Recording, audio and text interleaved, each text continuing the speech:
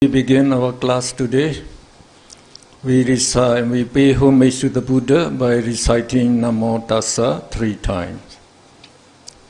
Namo Tassa Bhagavato Arahato Samma Sambuddhassa.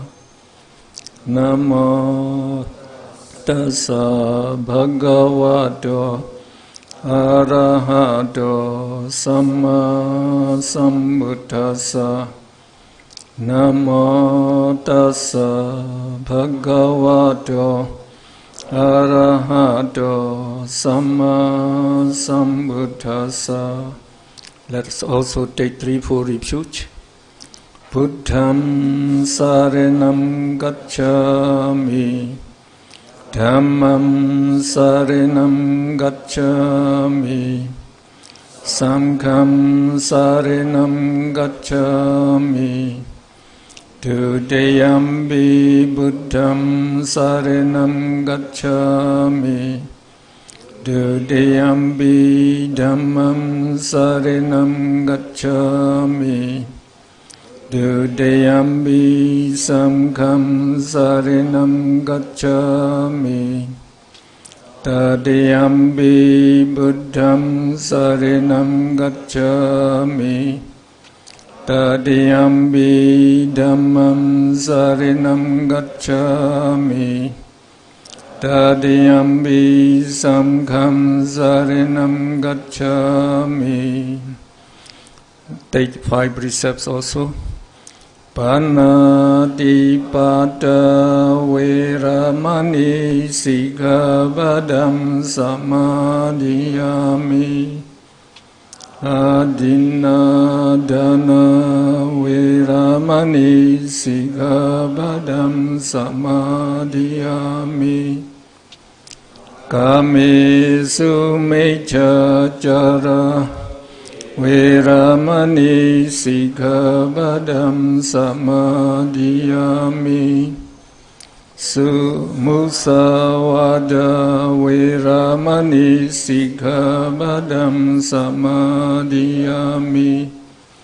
Suramiraya Majjapama Dattana Veramani Sikkhapadam Samadhiyami. Amabandi Satu Satu Satu. So we are to learn the Buddha Abhidhamma, the marvelous teachings of the Buddha. So we shall start with the preface. Now, when did the Buddha appear in the world? Anybody knows? When did the Buddha appear in the world? So you should not note that the year 588 BC. 588 BC that the Buddha appeared in the world.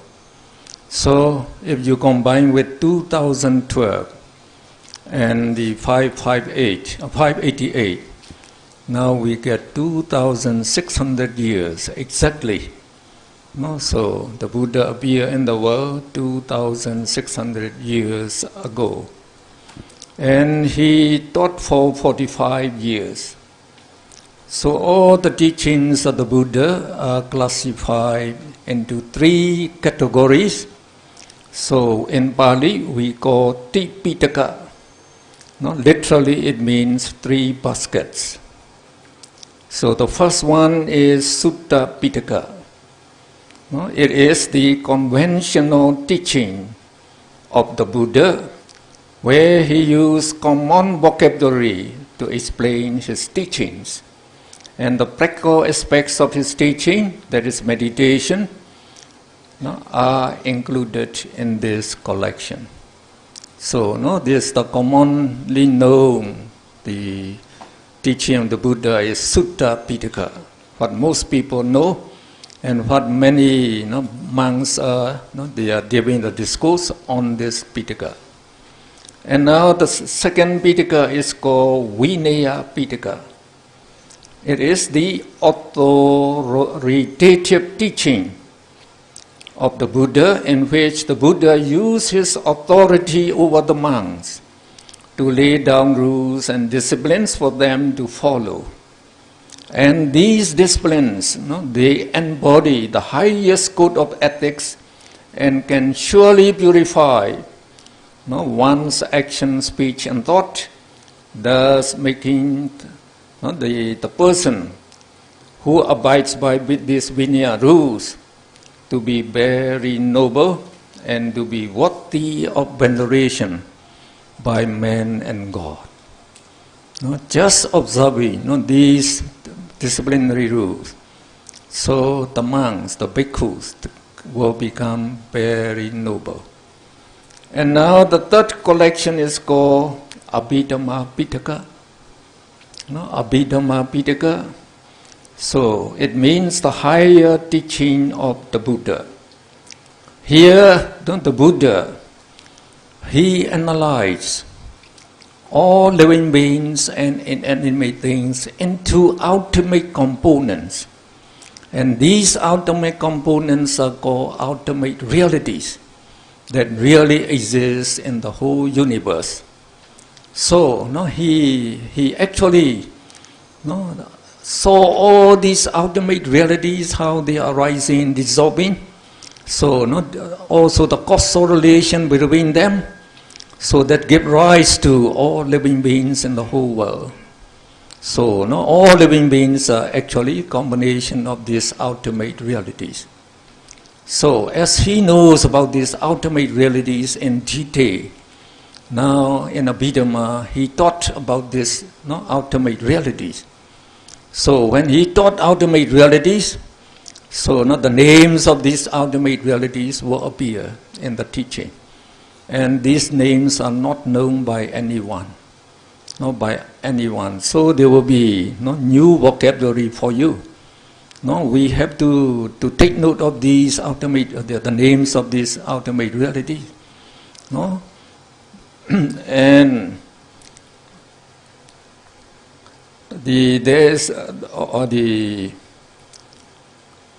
so we say the Abhidhamma may be regarded as the ultimate teaching, Paramatta Desana of the Lord Buddha. So Paramatta means ultimate realities, ultimate realities. So it is actually the highest teaching, the most profound teaching, the most beautiful teaching, and the most beneficial teaching, the most wonderful knowledge in the whole world. I could say this because I have learned science up to the doctorate level from American University. I am not an ordinary student. I excel in my studies.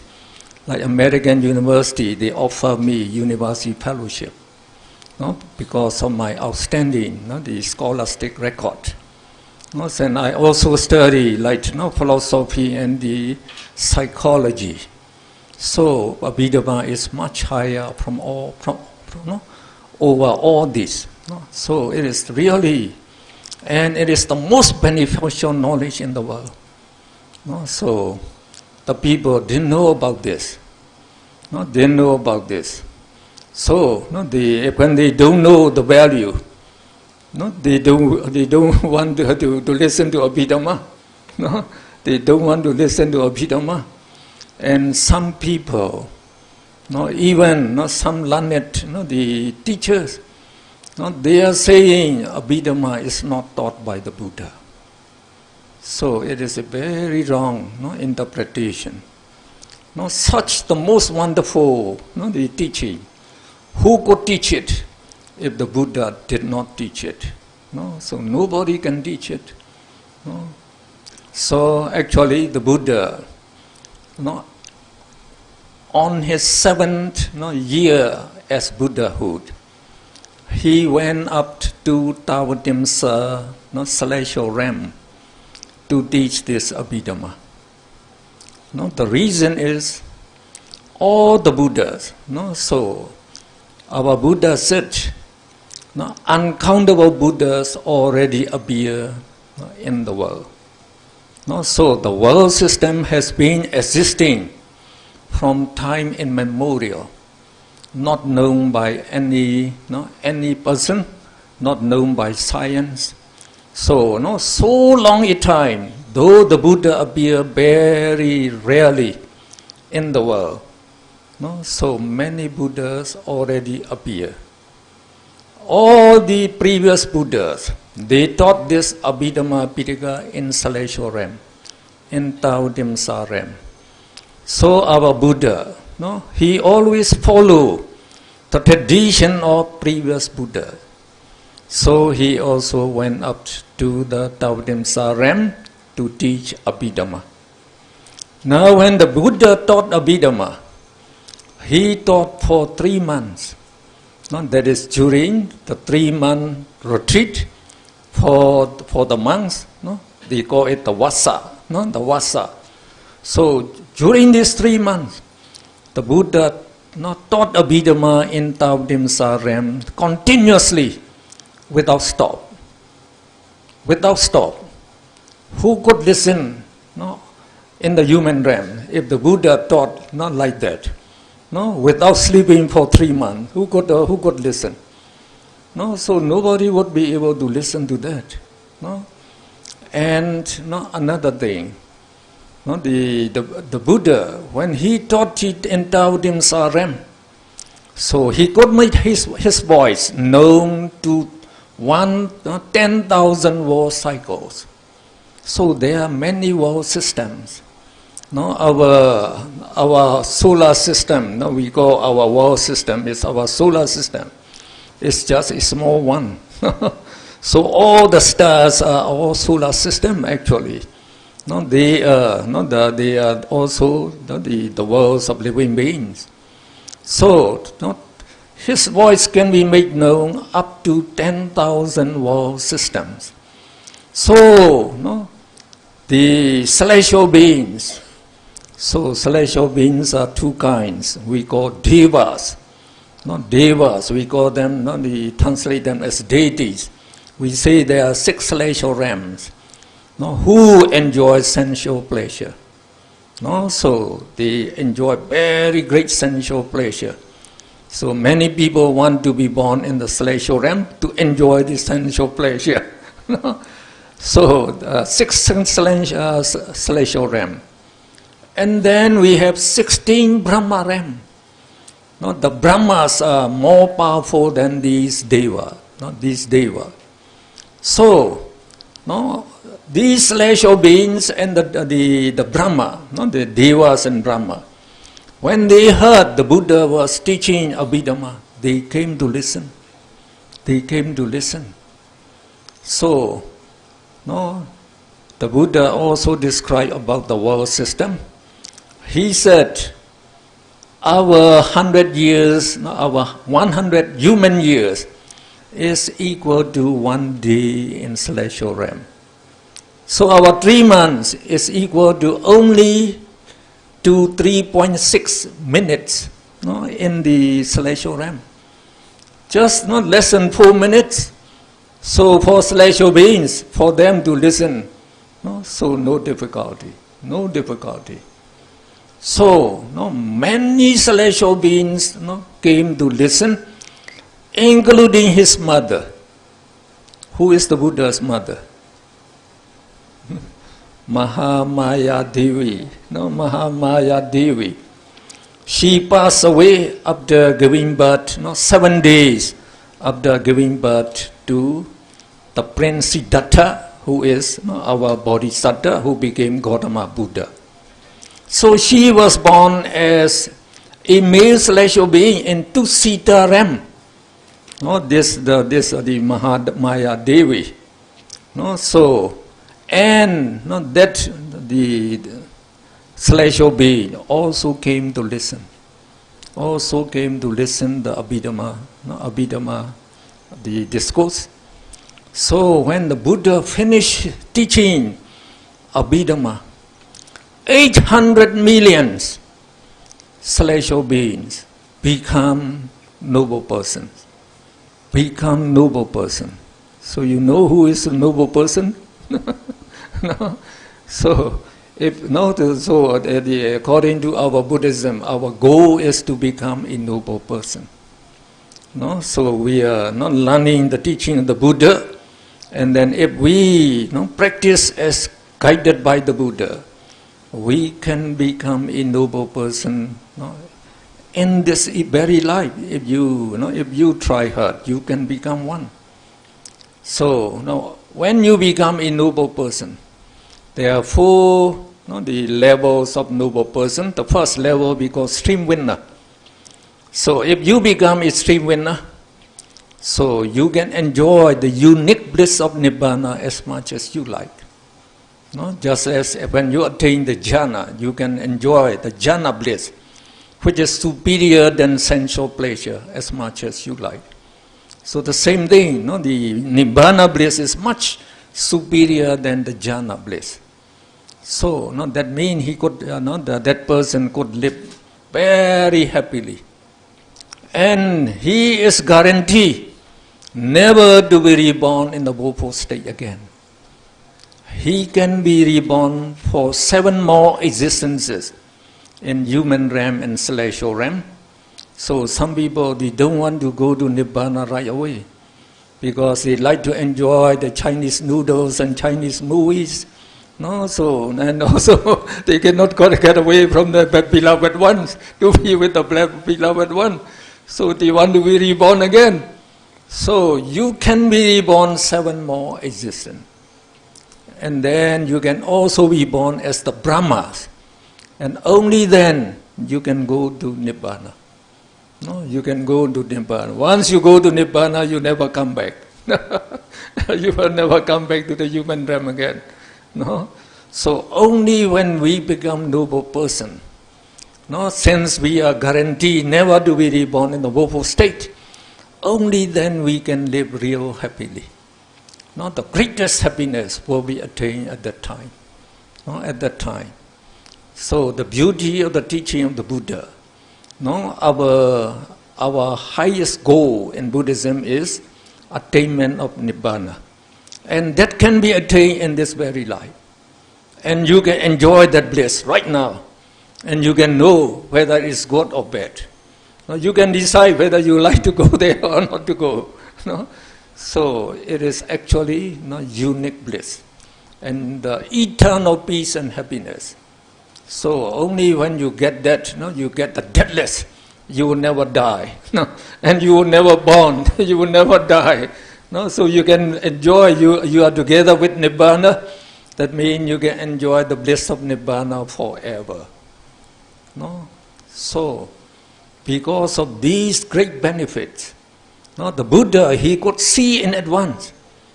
Before he did something, he already knew what would be the result. As 800 million celestial beings, including his mother, became noble person. So that is the best way to return the gratitude to your mother. According to our Buddhism, the virtues of the mother is very, very high. And we owe very, very great gratitude to our parents, especially the mother. And the best way to return this gratitude is to help them to become noble person. That is the best way.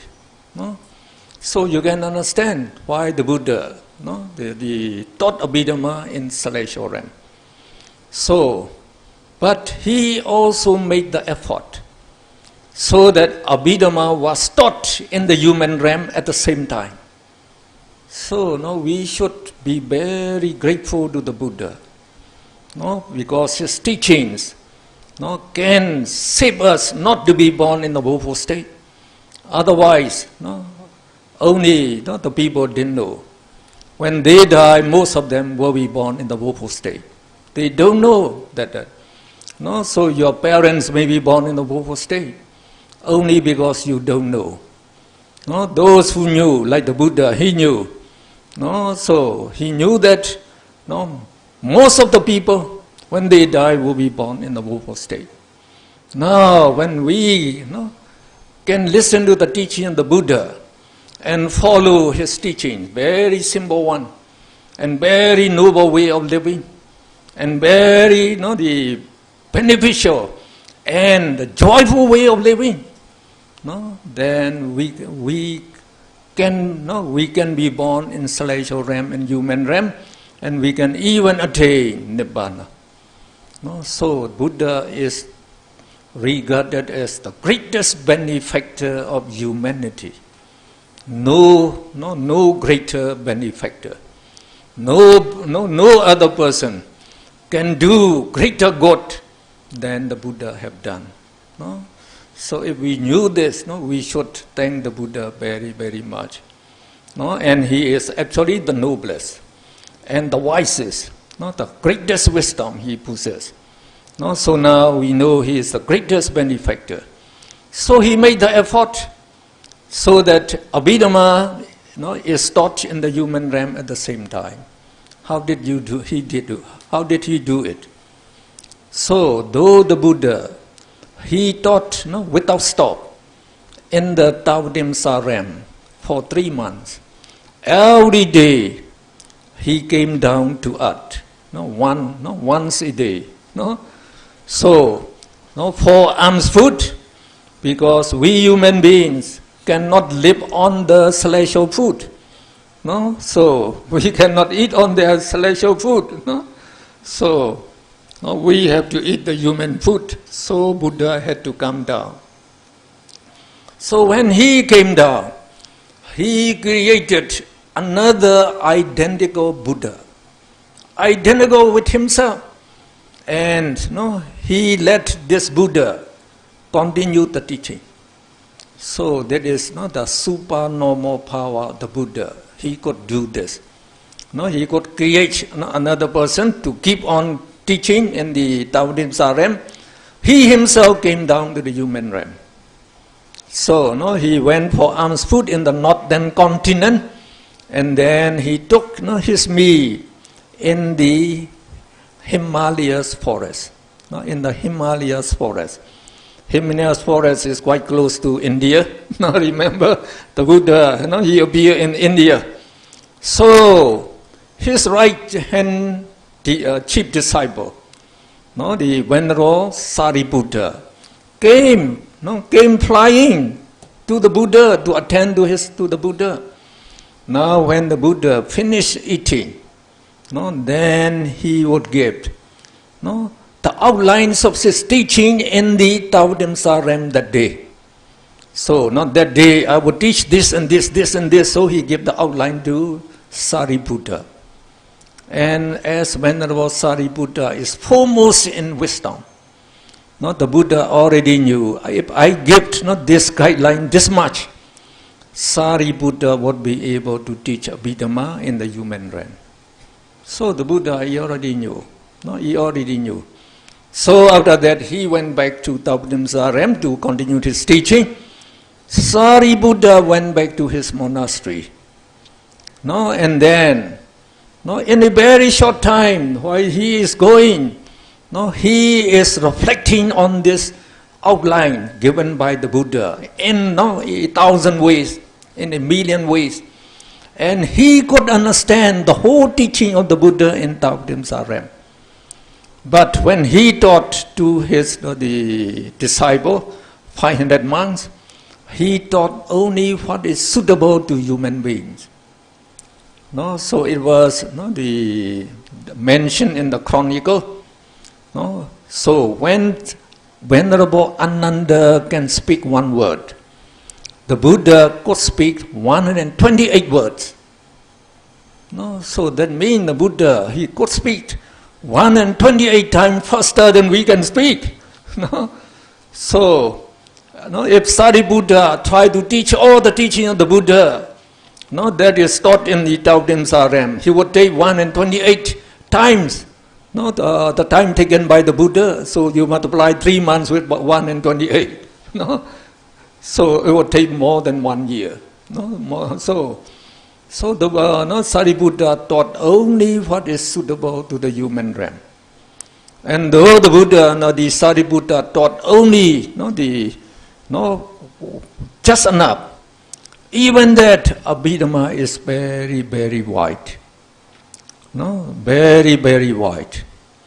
They say, all the paper in the world will not be enough to print that Abhidhamma, if it is the elaborated in detail.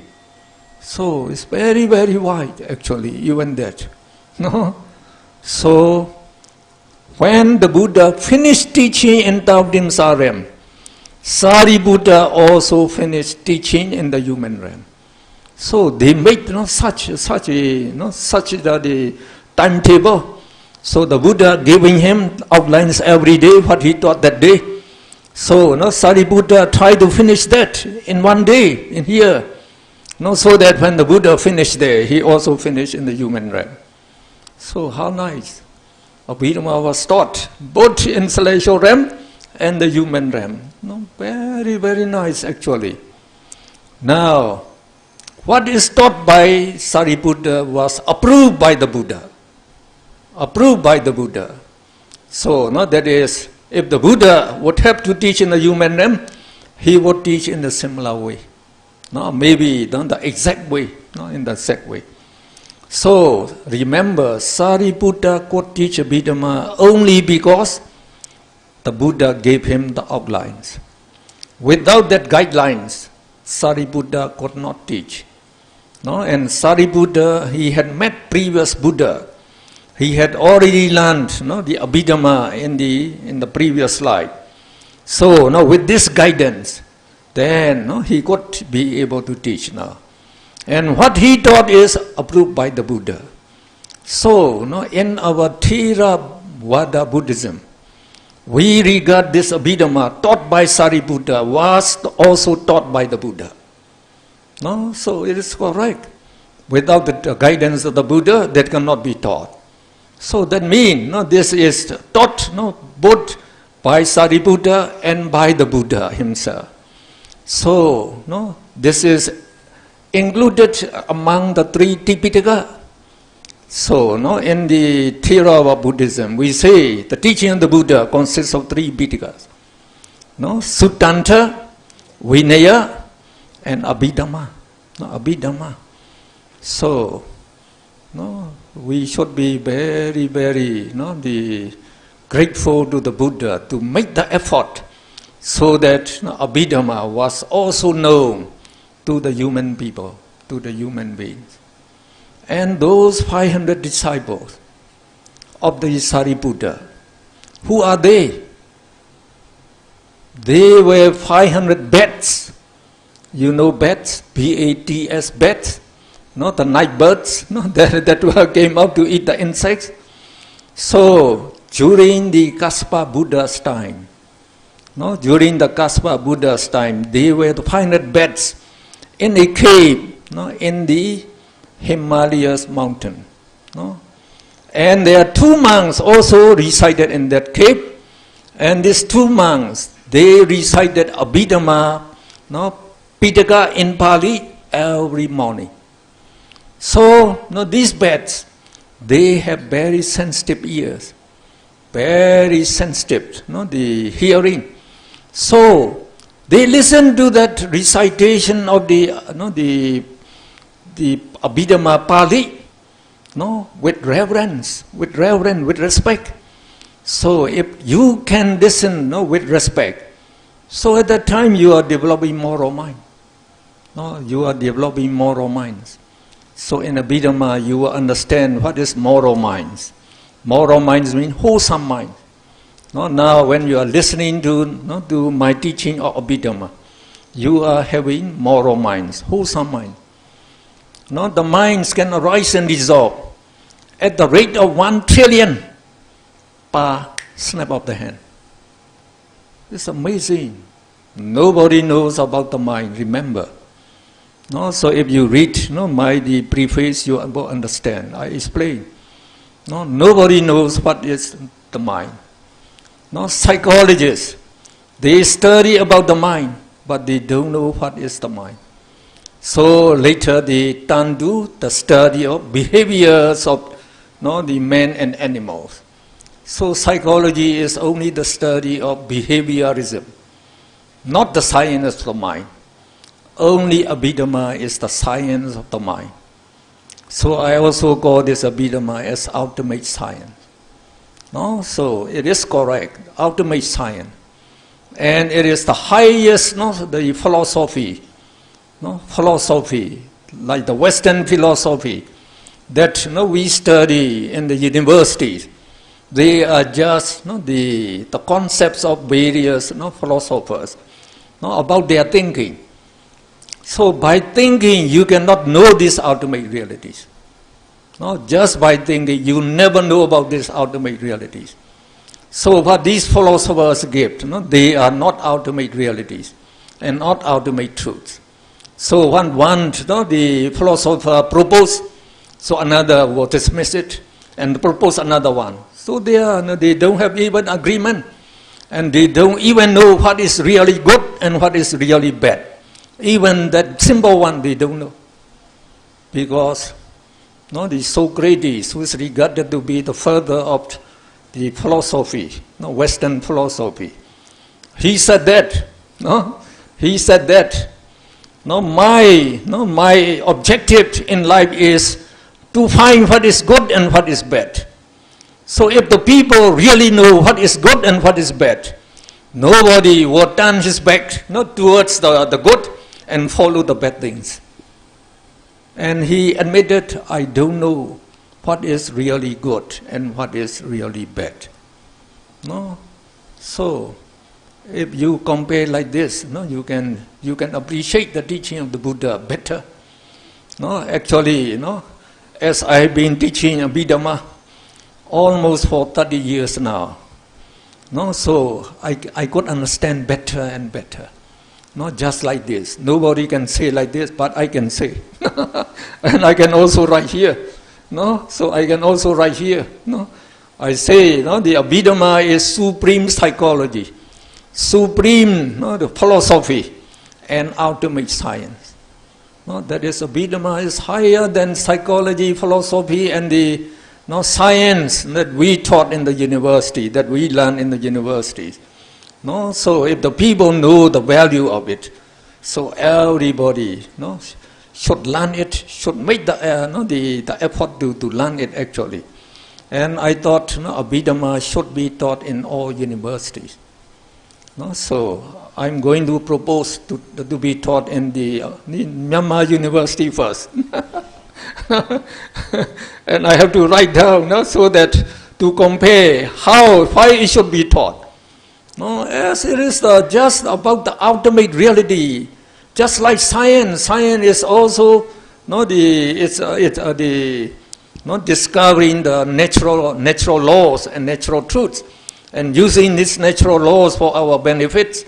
So the Buddha, he discovered this ultimate, the ultimate truths, which are not known by anyone, and they are the most beneficial. The most beneficial. Why we can say the most beneficial? No? So as I said, I'm a doctorate in science, but science cannot prevent you from being born in the woeful state. Actually, science is pushing you to be born in the woeful state.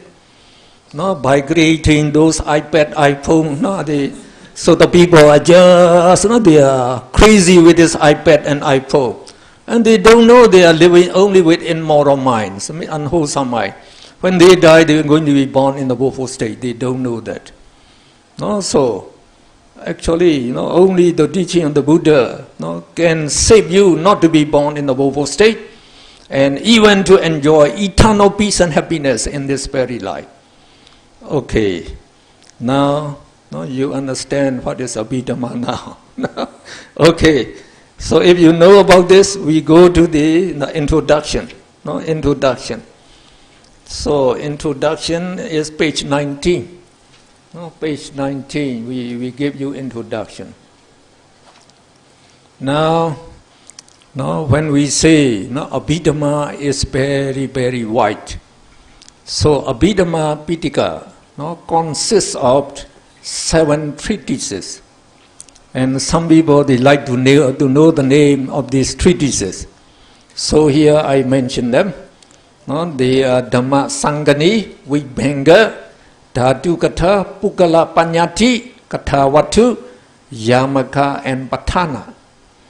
No, so they are very, very amazing treatises of the Buddha. So to study all this Abhidhamma, no, you will need the whole life to study them. No, but we are very lucky. No, so in the previous time, no, up to like more than 1,500 years after the Buddha passed away. So there are many scholars who learned this Abhidhamma and they try to write commentaries, explanation, and the criticism, and also the summaries of the Abhidhamma. And one person, by the name of Venerable Anuruddha, he was an Indian monk, so an Indian monk, but he wrote a well-known treatise called Abhidhammata Sangaha, which is the most fitting introduction to Abhidhamma. So this treatise, originally written in Pali, has been translated into several languages. In Myanmar, the subject matter of this treatise is included in the course of study for novices and monks, and also used as the course of Abhidhamma examination, held every year throughout Myanmar by the ministries of religious affairs. So that the Abhidhammata Sangaha, the name of that treatise. So it was only the size of, so the thickness of that Pali writing is only the size of our little finger. So it is well known as little finger commentary. Little finger commentary. And it actually, it summarizes all the importance of the essential points of the Abhidhamma. So in this small volume, so now so actually, based on that, like now we are in Myanmar, so we are holding examination, Abhidhamma examination every year. We call it Abhidhamma ordinary level. It is the basic Abhidhamma, so we call it ordinary level. And we also have honors level.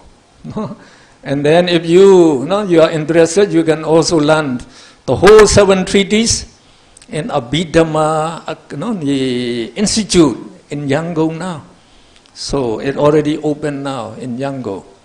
And also you can also study in our International Theravada Buddhist Missionary University in Yangon, where I also taught as professor for 11 years. 11 years. I am professor of chemistry. I taught in several universities in Myanmar for 37 years, and then 11 more years as professor of Patipati. And I taught actually this Abhidhamma and the meditation in the Theravada Buddhist University, Theravada Buddhist University for 11 years. So now, so we base this book actually on this Abhidhammata Sangaha. And by just study this book, you understand the essence of the Abhidhamma. And at the same time, you understand all the essential teachings of the Buddha comprehensively, in depth. Unless you understand Abhidhamma, you don't understand the teaching of the Buddha. In depth. Just like Suttanta. In the Suttanta Pitaka, which is popular nowadays. So here, the Buddha is playing in the common vocabulary. So he cannot go deeper, to the roots of everything. But only in Abhidhamma, no, he go to the roots of. So when he say, no, the Four Noble Truths. So just like, no, in Sutta Pitaka, you don't understand what are the Four Noble Truths, because they have to be described in terms of ultimate realities. No, when he said, no, the tanha, craving, is not the cause of all suffering. So what is tanha, craving? So you don't know. So it is an ultimate reality. No? So only when you understand, no, the Abhidhamma, or even this Abhidhamma. No? So no, this is going to be in your book. No? In your book, so only 336 pages. 336 pages. So now I am supposed to teach this. Not just like two and a half hours a day, 11 days to finish the half, and then another part 2 in another 11 days. So to get this in small, in a short time, such profound knowledge. So you should be very, very glad. Okay, now in Abhidhamma, you go to the next page. So the first thing we have to know is, there are two kinds of realities. Two kinds of realities. So the first kind we call it conventional realities or concepts. So now if you can take note of the Pali words, it's quite beneficial. We call it panyatit in Pali. Now all living beings, all inanimate things, that is non-living things, and the names given to these living beings and the things are conventional realities. So in other words, what we see, what we know, so in our life, in our whole life, all that we know are only conventional realities. Conventional realities. They are called conventional realities because all the people agree, they really exist.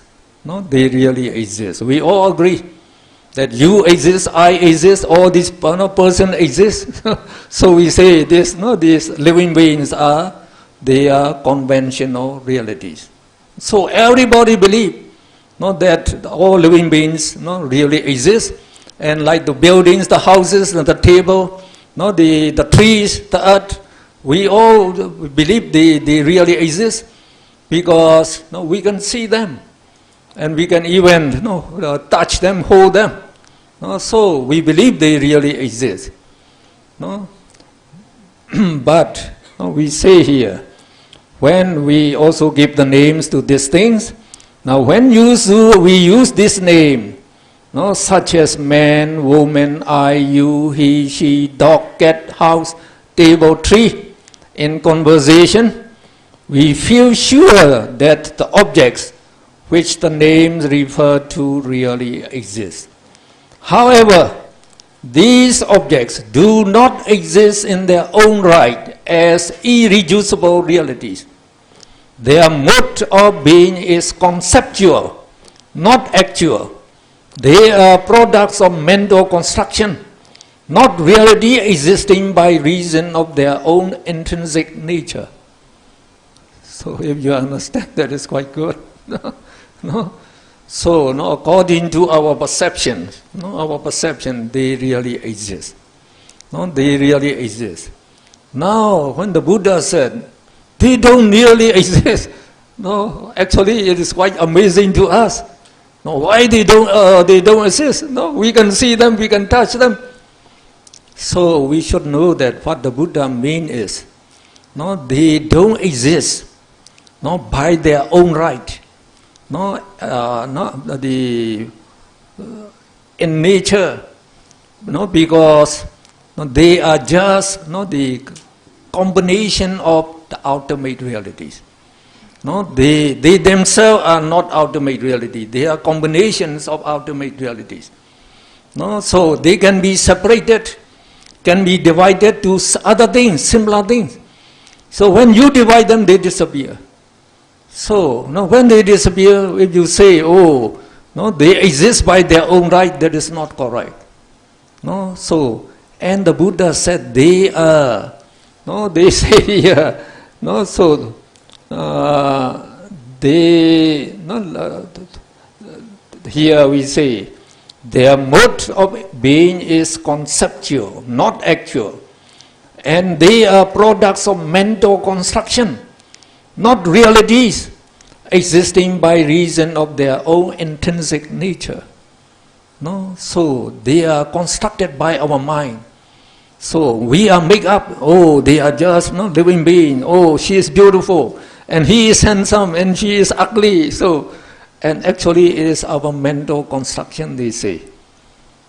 For example, if you take the X-ray photograph, what picture do you have?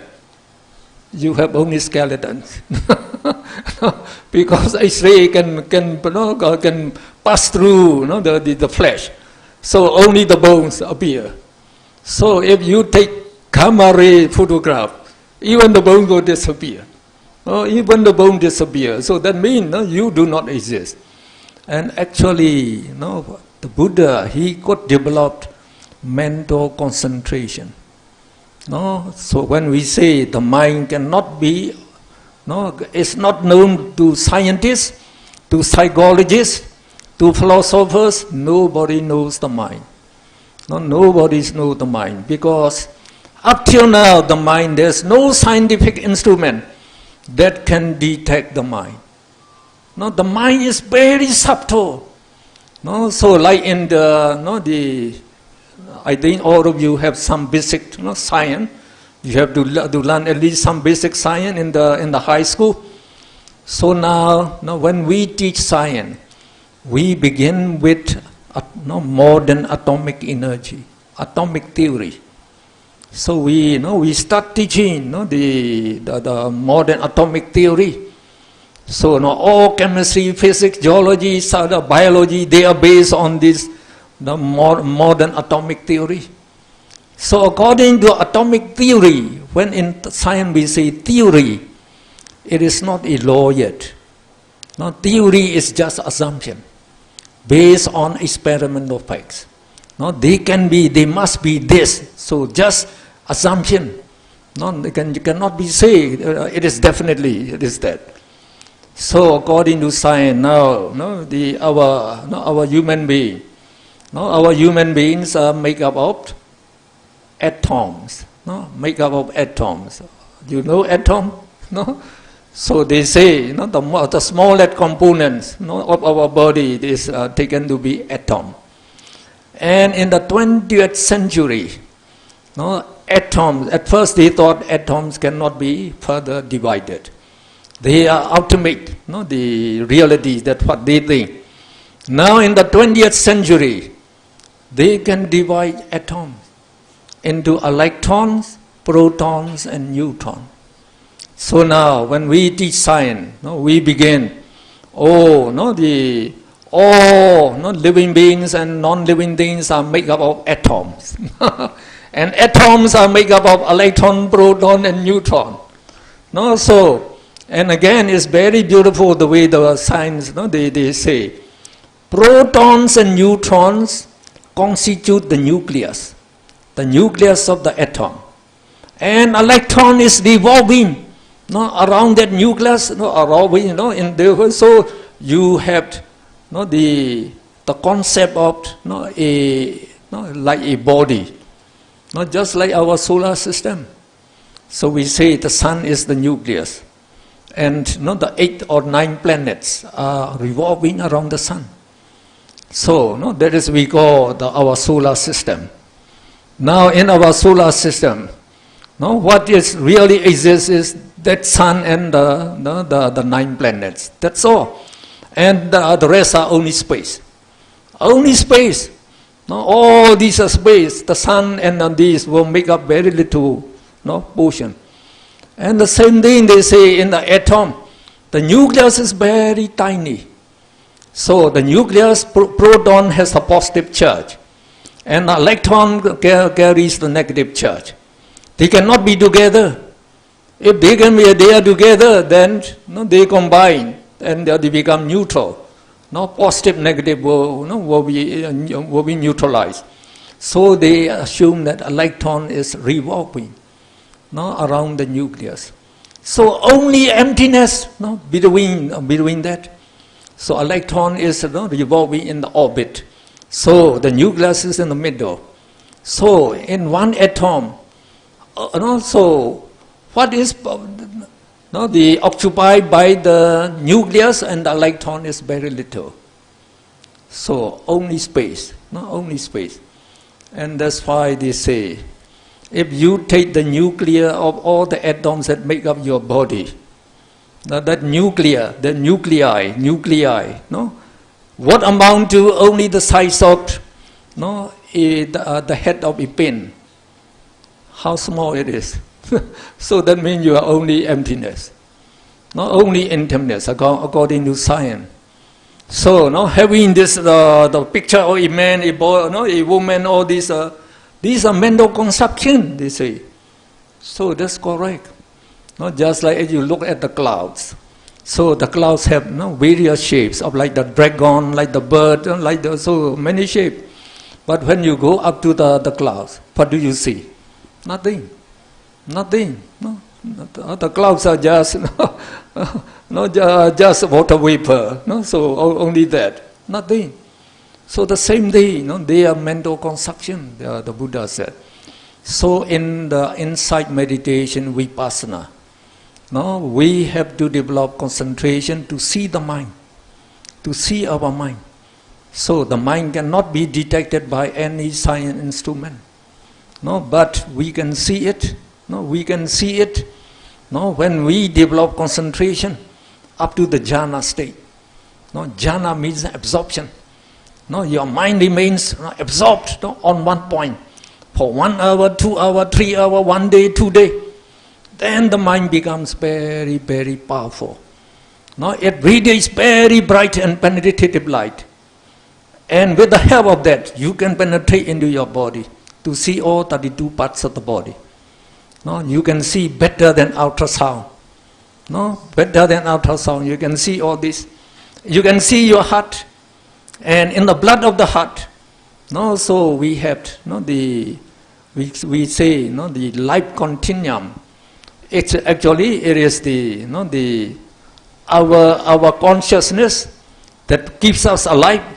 So because the mind must be arising all the time to keep us alive. And that mind that arises all the time to keep us alive is called the life continuum. And it serves as the mind door. So it exists in the heart, in the blood of the heart. You can see it like a star, like a star. And the mind door is very, very powerful. Very powerful. Like small objects like atom, electron, proton can appear on the mind door. Can appear in the mind door. We say the mind is a component of consciousness and mental factors. And all these components of the mind, consciousness and mental factor, can appear in the mind. So you can see in the mind. So if you can see up to that level, that is in meditation, insight meditation, you have to see to that level. Then when you can see up to that level, this body disappears. You cannot see the body anymore. Not only this ultimate mentality, materiality arising and dissolving very rapidly. So when we say they are the construction of the mind, these all appearance, this should be correct. And just imagine. We say how like in English they say a man's meat, one man's meat is another man's poison. That shows we have different liking. And some men will say, oh, this lady is very beautiful. But the other men say, oh, she is not beautiful. That another lady who is ugly, to him is very beautiful. So no lady should not be afraid of that No, there will be no one who will love you. Always there will be people who will love you, who will think you are very beautiful. Don't worry. No. So we say, the same person, at the same time you think she is very beautiful. And another time you see her, you think she is very ugly. Now when she is your sweetheart, and you are going together, you think, she is the most beautiful lady in the world. But she is unfaithful to you, and she goes with another man. So when you see her with another man, she is no longer beautiful. You say, she is the heartbreaker. Not my heartbreaker. I don't want to see her. Not so disgusting. So one time you think it is very lovely, and another time you see her to be very hateful. Very hateful. So that means all what we see, so we see differently, not the same. So all these are mental constructs, by all of us.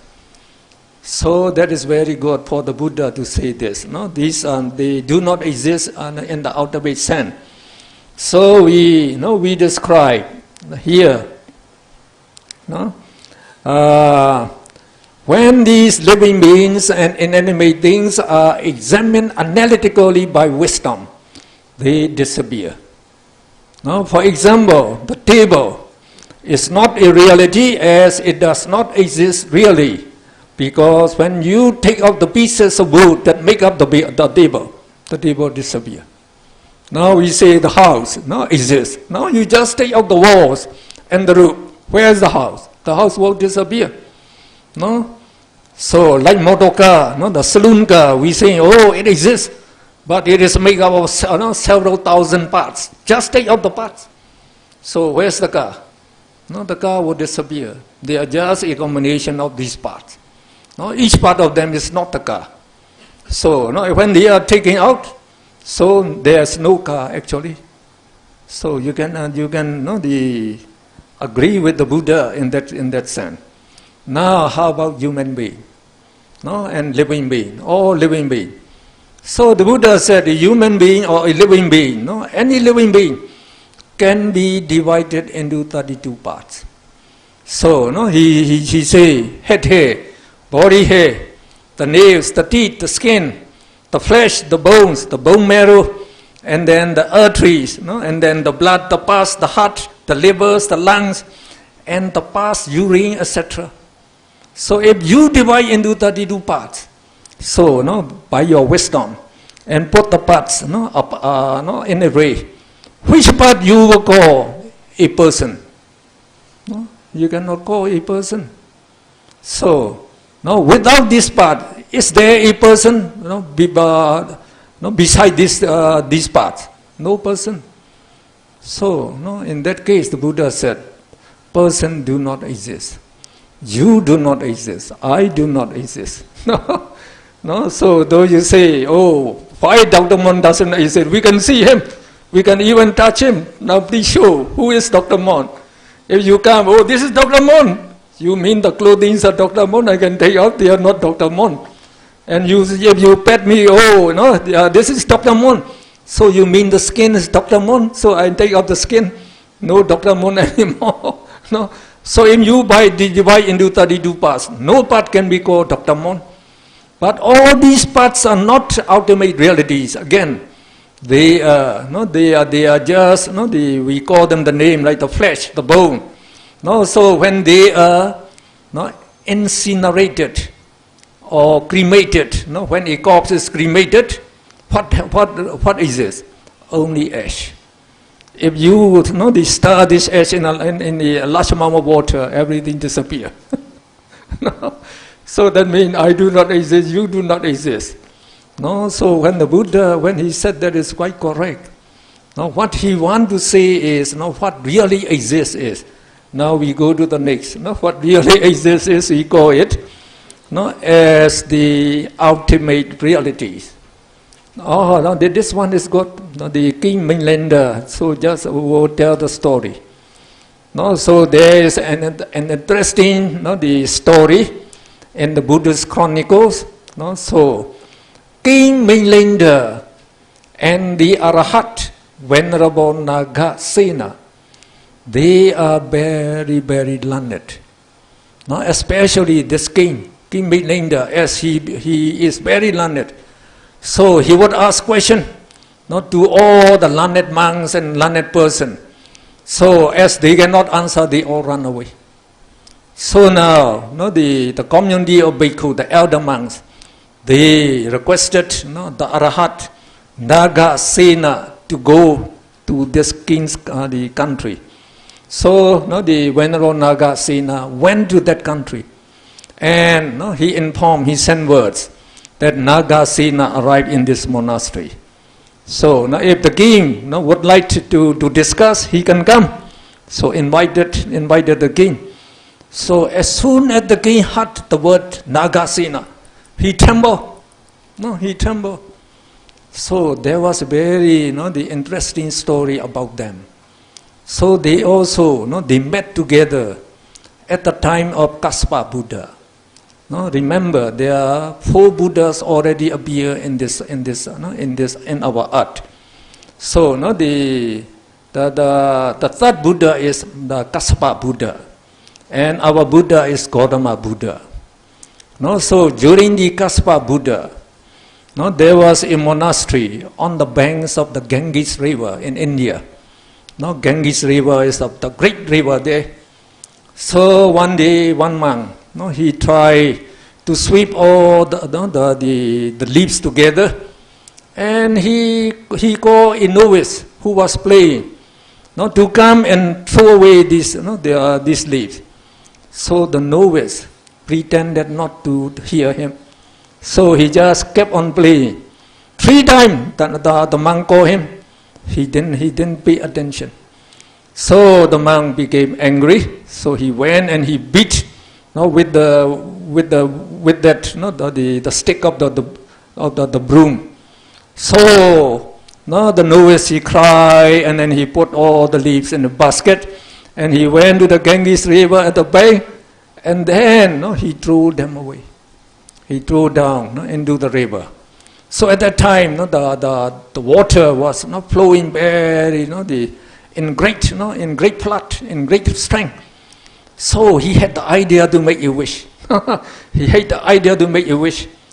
Now he said, by the merit of this, this good deed of throwing the trash into the water, may I become very wise in my next existence.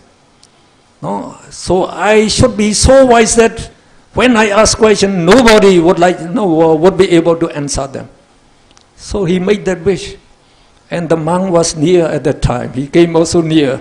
He heard this wish. Oh, this novice, he is making just a great wish, just the throwing the ash that I asked him to do. Well, I should also make a wish. So he also made a wish.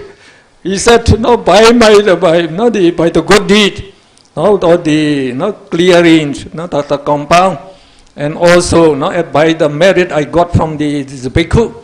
So in my next life, may I be a very learned man, and may I be may be able to answer all the questions asked by this this novice. So when they died, they were born in the celestial realm, in the Abhidhamma realm, and only in our Buddha's time they were born as humans again. So as King Mainlander and the Nagasena. So when the king heard the name Nagasena, so he trembled because someone who could defeat him came now. Now anyway, the king said, I must go. As he was, he was well known to be very learned, so he came. And then he tried to debate with the monk. So he said, by what name should I know you? Well, my companions call me Nagasena. But Nagasena, the name, and the person the name refers to, do not really exist. no, do not really exist. So he is using the Abhidhamma. No, he is using Abhidhamma. No, he say Nagasena, no, the name, and the person that the name refers to do not really exist. So, not the king, he didn't know Abhidhamma. He know only the conventional things. So he said, no, if Nagasena did not exist, to whom the people offer, they offer the requisites, and who receive them? Since you receive the requisite, you must really exist. No? So, in spite of being ignoble monk, why did you tell a lie? So he thought he could defeat the monk by this debate. But then Nagasena, as he knew all the ultimate, so he was laughing actually. Now he said, "Now Your Majesty, how did you come to this monastery? Did you come on foot or by a chariot?" "I came by a chariot," he said. "Well then, show me the chariot. Is the horse the chariot?" "No." "Is the wheel the chariot?" "No." "Is the axle the chariot?" "No." "Is the carriage the chariot?" "No." "Well, you said, is there any chariot beside the wheel, the horse, the axle, and the carriage?" "No, there cannot be the chariot." "Well, you said you come by chariot, now you cannot show me the chariot." So instead of your high honor, why did you say a lie? So then the king has to consent. Well, only the combination of these horse and the wheels, the axle and the carriage is called a chariot. You should understand Nagasena in the same time, in the same thing. Not just a combination of these 32 parts of the body. It's called a Nagasena. Actually, Nagasena do not exist. So, that is a very good the debate actually. Now, what really exists is called ultimate realities, Paramattas. So, the Pali word we call Paramatta. And you should read at least this. We should read together. Now, ultimate realities, in contrast to conventional realities, are things that really exist by reason of their own intrinsic nature. These are the Dhamma, the final irreducible components of existence. So that means you take any existence, any living being, and you divide them into ultimate components, irreducible component, then you will get these ultimate realities. And then they are the ultimate entities or realities which result from a correctly performed analysis of all living beings and inanimate things. Ultimate realities are the ultimate components of living beings, inanimate things, and they really exist, but they cannot be seen. So the ultimate realities which permit no further analysis, that means that cannot be divided further, are called Paramattas. So now this word Paramatta is derived from Parama, ultimate, final, and Atta means reality. So that is ultimate reality. They really exist in nature. Really exist, but they cannot be seen, because they are formless, shapeless, no form, no shape. They are more subtle, more fine, finer than electron, protons, and neutrons. So scientists, though they assume, they said all atoms are made up of electron, proton, and neutron. Now, because of the knowledge of electrons, now all these electronics and electronic communication, and then iPhone, all these computers are coming in great operation. Science is developing very quickly, because when they understand this ultimate, the electron, but the scientists, they cannot see the electron. They cannot see electron, because electron cannot be seen by any the instrument. So no the microscope that by which you can see electron. So they cannot see. They can only they are proposing such things exist from the evidence of experiment. So they don't even see electron and proton. Now when we say this ultimate reality taught by the Buddha, they are finer, subtler than these ultimate the electron proton. So how can they be seen? No form, no shape. Now what are they? So now we go. The first one we show you here is consciousness. So in Pali we call citta. It is the consciousness of its sense object, or the awareness of its sense object.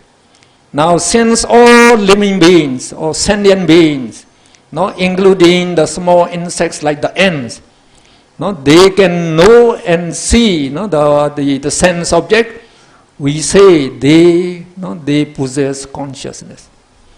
Like the ants, very little ones. Now if you place some cake on the table, uncover, very soon the ant would come. So after one ant come, very soon many ants come. So that means they have very good communication, just like our space communication. They come. So why do they come? Because they can take know the smell.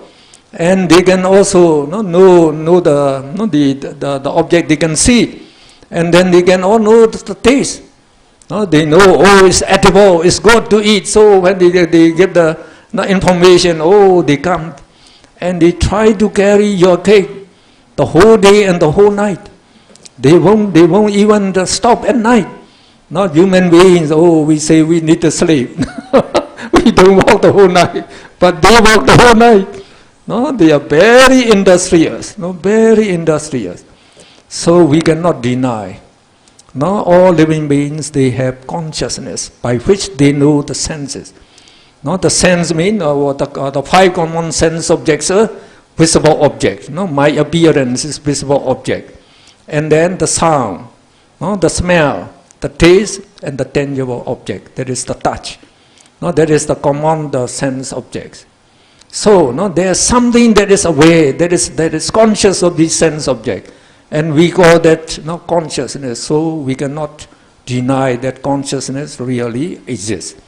Now the next one, we call mental factors, the seekers.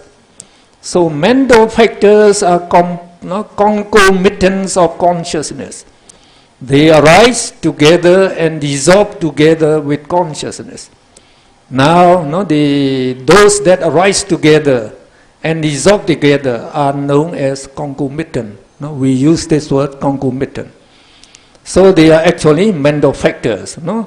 So they depend on consciousness for their arising, and they assist consciousness in the total act of cognition of each sense object. Cognition of each sense object is to know, to cognize this sense object in order to know it. So the mental factors, they have consciousness to know the sense object. And then they influence consciousness in several ways. There are 52 kinds of mental factors. So the Buddha, he knew everything in detail. And now, among these 52, so we just describe 6 as an example. So these 6 mental factors, you should know them. At least, before you know all the 52. At least you should know this. These 6. Now, the first one we call lopa. So the way we read the Pali. So tomorrow I will ask the office to print it out. So I can give you very simple explanation, and you can read them. These are the Pali. You can read them. So we call lopa. So we translate it as greed. and also as craving and attachment. No? Now this lobha, greed, craving and attachment, no, is the most active one.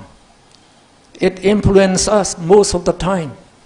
And you don't know, we do not know, we are under the influence of these mental factors all the time. No, it is greed. No, greed is craving or desire. Craving is strong desire. It's desire for good food, good things, good beautiful things, all these things. So from morning till night, you want to get this, to eat this, to see this, to see your friend, to see your beloved one. So so all these are directed by your greed, by this greed. Now every person is greedy. That means they want to get money. How much money do you want? How much money do you want?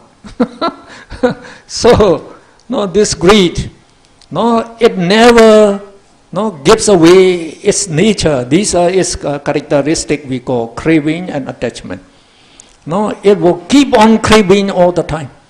However much you get it, it will never be satisfied.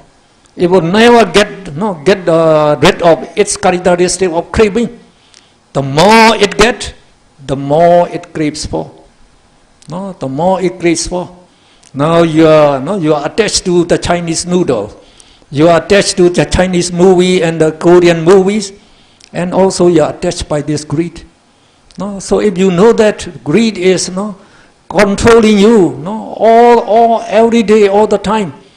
People are working day and night, to get money for what?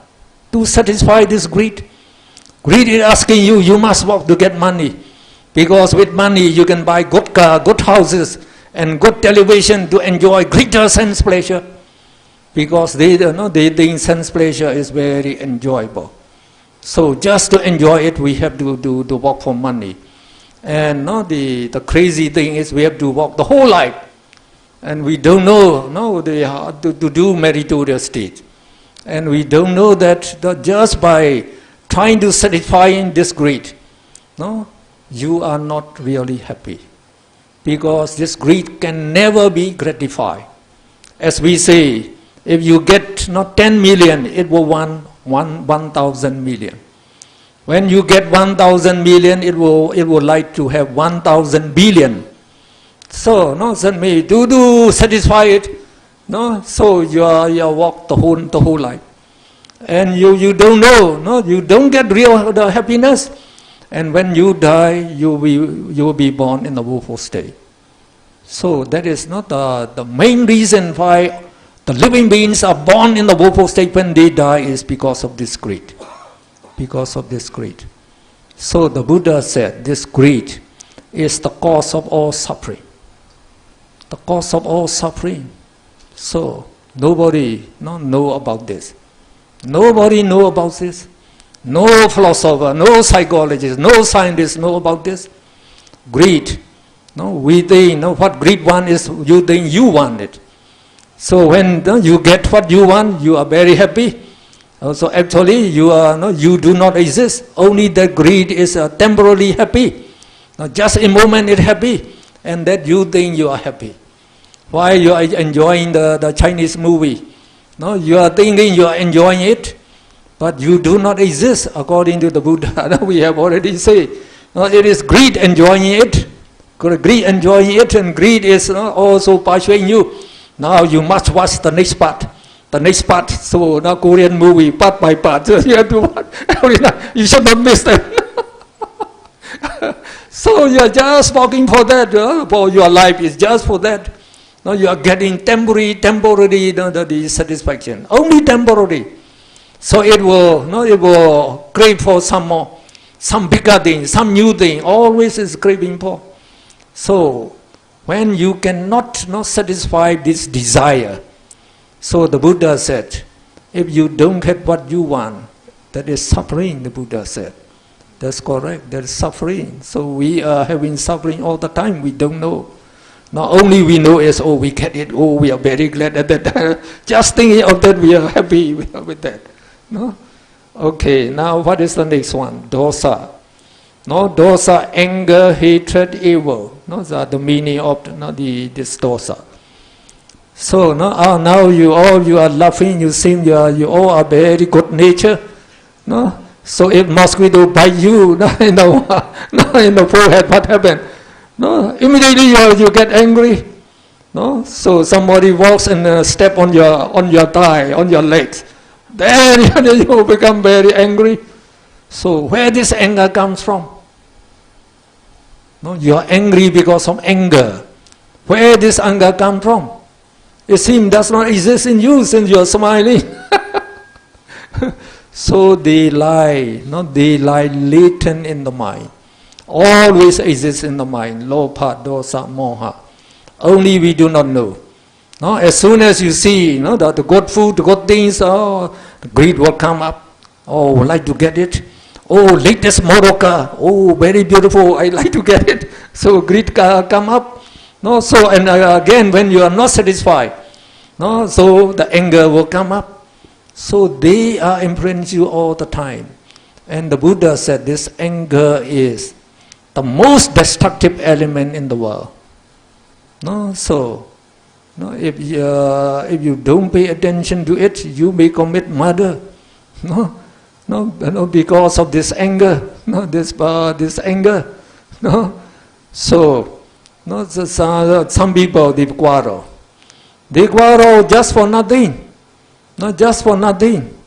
So when I was a university teacher, so two students they quarrel. I call them.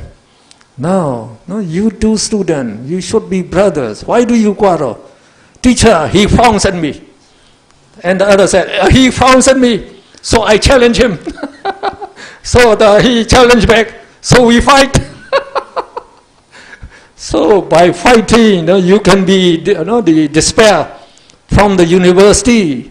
No, you should not do that. We say that. Just for nothing. No, so students should be brothers. No, just because of that. If you frown somebody, then very easy. You say some bad words to him, he will get angry. He will challenge you. So if you fight, and just like in the Western, they have the pistol. Then when you are angry, you are ready to shoot. So you commit murder. So because of this anger, and because of this, the anger of the Hitler, the German Chancellor, the Hitler. So he because of this hatred, he said he hate the Jews. Because at one time he was very poor, and the Jews are making a lot of money by lending the money. So he was very sarcastic about the Jew. So when he get the power, kill all the Jews. So 6 million Jews were killed during the Second World War, just for the anger of this man. And just because of this anger and greed. So when the Germany became powerful, tried to annex the neighboring country, and then from there the Second World War arise. Many people die. So that is anger. So if you see this mental factor, they are very powerful. Very powerful. They are controlling the mind. And the mind is the most powerful the force in the whole world. The most powerful force. The mind. And the most important thing in life. And nobody knows about the mind. Now only the Buddha knows. So, okay. And then moha. Ignorance or delusion. And remember, this moha is the leader of immoral mental factors we call. Ignorance. It makes us ignorant. It blinds our mind not to know the real nature of this sense object. We think, oh, you exist, I exist. So all this exists. So because of this ignorance, it blinds us not to know the real thing. So we think, oh, this really exists. So now we say, when we use wisdom, we analyze him. So you do not exist, I do not exist. I do not exist. And also it blinds us. It blinds us not to see the nature of our existence. The nature of our existence. Now we say we are made up of consciousness and mental factors. So consciousness and mental factors, they represent the mind. They represent the mind. And then the body, the Buddha also analyzed the body into ultimate materiality. So we call this ultimate reality. Consciousness, mental factors, and those ultimate materiality, they will be called ultimate realities. And these ultimate realities, they are formless, we cannot see them.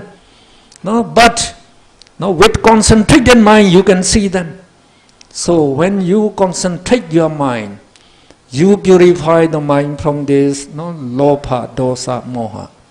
So when you attain the jhana, the absorption, all these the evil mental factors, they do not arise in the mind. So when the mind is pure, it radiates very bright penetrative light, and with that you can see your mind, you can see these mental factors. So the most powerful is the mind. You can see the mind only with your mind. Only with your mind. But normally we cannot see because our mind is blinded by this ignorance. By this ignorance. And we also see that, like the Chinese, the movie stars are very beautiful. The Korean movie stars are very beautiful. And my sweethearts, my lovers are very handsome and beautiful. And that is we are having delusion caused by this ignorance. And the Buddha said, no one is beautiful. So when we say that, some people even they accuse the Buddha's teaching as pessimism, they say. So beautiful, how the Buddha said, everything, every living being is disgusting. Not beautiful, disgusting, repulsive. So, would you agree? Would you agree? So, the Buddha said, in order to know the real nature of an object, you have to analyze it. Just by looking from outside appearance, you cannot know the real thing. Now you take Miss Universe, who is supposed to be the most beautiful. Most beautiful. So if you look from outside, just looking at her skin, so you think, she is very beautiful. So now the Buddha said, you analyze Miss Universe into head hair, body hair, in the nails, the teeth, the skin, and then the bones, the intestine, and the blood, the pus, the urine, the excrement. So then examine each part. Which part is beautiful? Then you can agree, no part is beautiful. Every part, when you, these parts are in you, you think they are very beautiful. As soon as they drop from your body, they become very disgusting.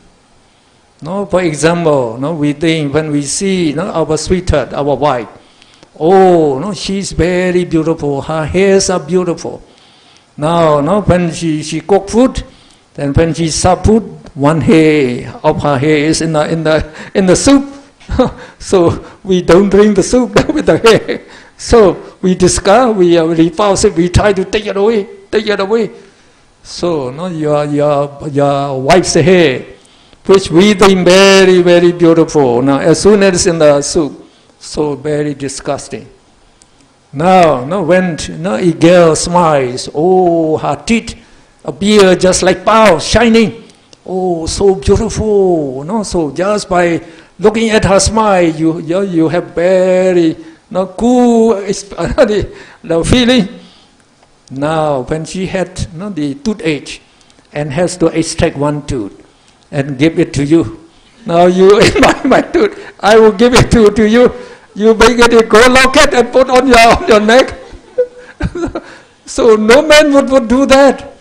No, as soon as you take out the tooth from your body, this tooth becomes very disgusting. Nobody would keep his tooth or her tooth. So they are as disgusting as the bones of the corpse in the cemetery. The same. No, the same thing. So the Western saying say, beauty is skin deep. That's very correct. Beauty is skin deep. Now, Miss Universe, she is very beautiful. Now with your wisdom, try to build up her outer skin. Her outer skin is very thin. So you try to build up all the skin from the body of the Miss Universe. It will amount to only a handful, smeared with blood and smelling very fishy. Now trying to give all the gentlemen who admire the beauty of Miss Universe, now we are giving you the beauty of Miss Universe free of charge. Who would like to get it? Nobody would take it, because it is totally disgusting. Now, how about the remaining body of the Miss Universe without the skin? So she would appear not just like a de-skinned body of a sheep in the butcher's shop. Nobody would like to embrace Miss Universe anymore. No? So the body becomes totally disgusting. So the Western saying is correct. No, so beauty is skin deep, they say, very correct. No? So when you analyze like that, you cannot refute what the Buddha say. So all living beings are repulsive. The bodies are repulsive, disgusting. No? So as these mentality, materiality that make up the body are arising and dissolving very rapidly, they have the nature of impermanence. And then what is not permanent? And we love this body and mind as our body and mind. And if we know they are just dissolving, all of them dissolve every second. All of them dissolve. Nothing remain. So, would you be happy if you see all your cherished things are dissolving all the time? So that means you are being tortured by the dissolution of your body and mind, and that amounts to suffering. No, so the Buddha, he could see up to there. He said, oh, our body is impermanent. It is suffering and not self. Not self means no self, no person, no I, no you, and no soul, no atta. Like in other religions, they say, Creator exists. Creator creates all living beings, and the Creator put in like the soul, which is permanent, they say. Like in the Hinduism, they believe as the Jiva Atta. Atta is the self, not the Atta. So they think that is permanent. So will never die, they say. Like in the Hinduism, they think when you die, the soul goes out of your body, this Atta. It enters a new body. So they call it reincarnation. So you are also born life after life, according to Hinduism. And now for them, they say, when you perform immoral action, your soul get dirty. So you have to purify it, to be united with the Mahabrahma, who is the Creator. So how do you purify your soul? So they say you go down into the Ganges river and try to bathe the Ganges river and soak your body. You just remain in the water for a long time. So many Hindus are there doing that. The Hinduism come down from the Brahmanism. So during the time of the Buddha, so one Brahma, Brahma led. So he was going down into the Ganges river. And during the cold season, when the water is very cold, he go there and he come up he was freezing, and he tried to heat up his body with the sun, and then he goes down again, and then the servant of the Anathapindika. Remember, Anathapindika is the donor of Jetavana monastery, and he donated to 1,500 monks every day. So in his house they have to cook the food with the big pots. So one servant lady, she bring the pots to the river and trying to clean it.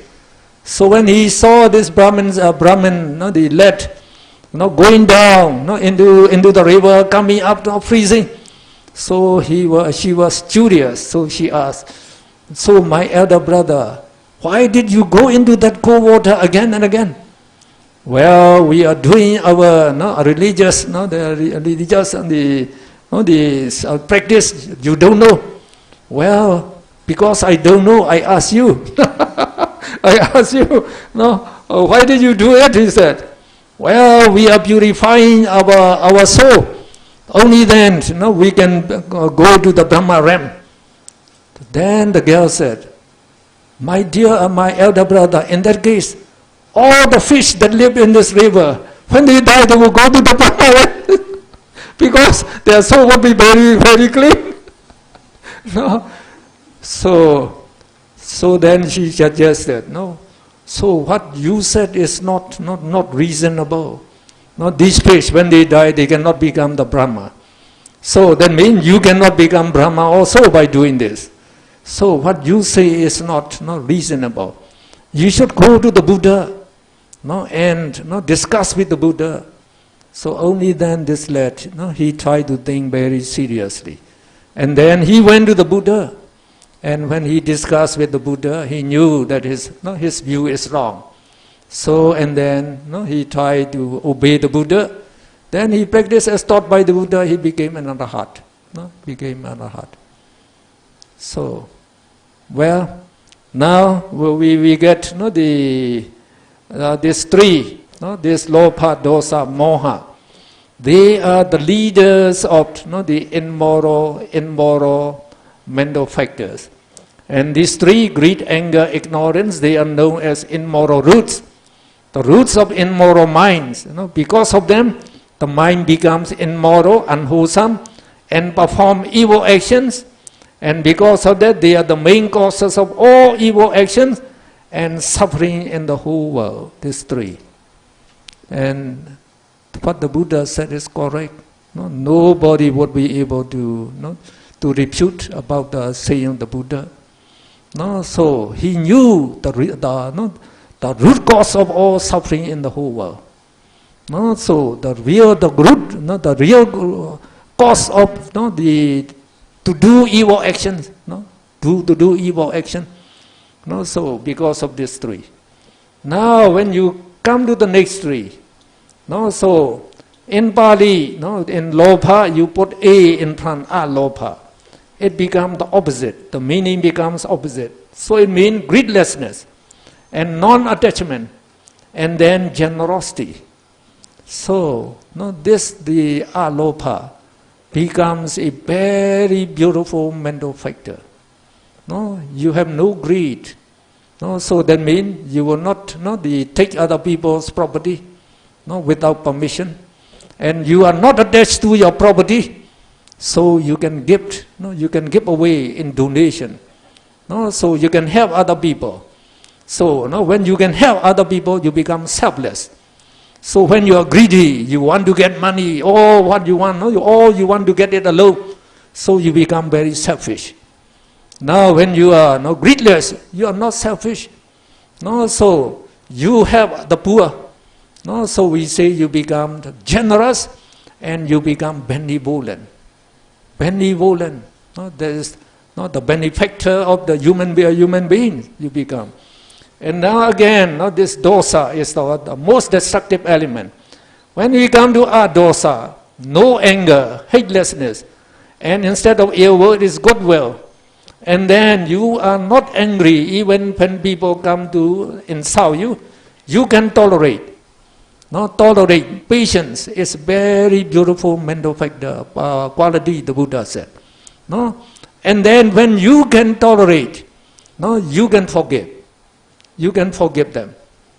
So just like in Christianity they say, forgiveness is divine. Forgiveness is divine. It's very high quality. So you can forgive them. And then also when you No, they look at living beings and wishing them all to be happy and well. We call this dosa as loving kindness. No, loving kindness. No, so to differentiate from love, we use loving kindness. Because you can love a person, no, with greed, with attachment, with craving, craving her body, and not attached to her body. So that is love. That is not we call hedonic love. So to differentiate with that, we call loving kindness. So no craving, no attachment, not just the wish, the pure wish to let all living beings be happy and well. To be happy and well.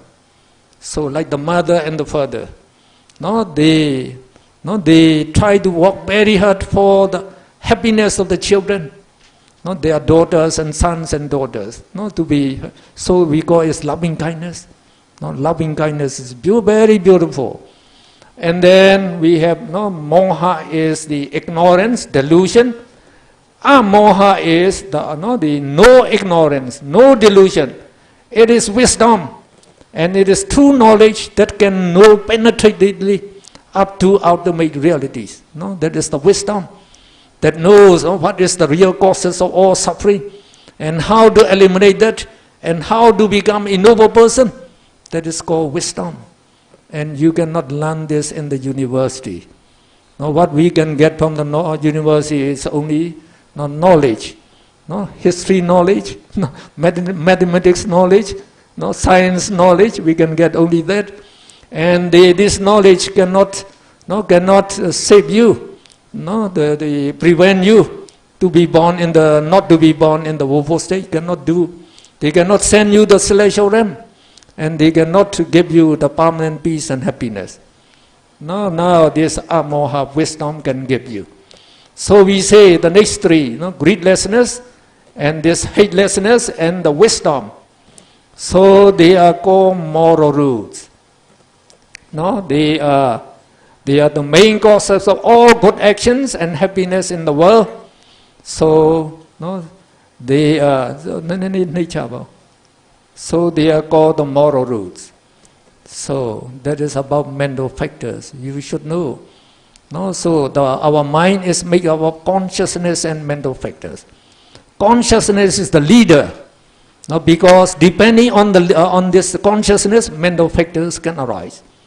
But mental factors can influence the consciousness in various ways. And the consciousness, it acts as it is influenced by the mental factors. So mental factors are also very important. So together they make the mind to be very important and very powerful. Now about the third, the reality is materiality. So materiality is that which changes form, color or state owing to adverse, mean the opposite. Adverse physical condition such as coldness and hotness. For example, the wax, when you heat it melts. When you cool it down, it solidifies again. And water, when you can frozen it into solid and you can heat it into change into vapor. Even iron, you can heat into, it will melt and then it becomes solid again. So all these are called the materiality. So what science knows is the matter and energy. What science knows is only matter and energy. And that matter and energy are included in this materiality. When the Buddha described 28 types of ultimate materiality, they comprise 4 primary elements and 24 types of derived materiality. So the 4 primary elements are the element of solidity, we call Patavi. The element of liquidity, Apo. The element of heat, Tejo. And the element of motion, Vayo. They are just like energy, without form, without shape.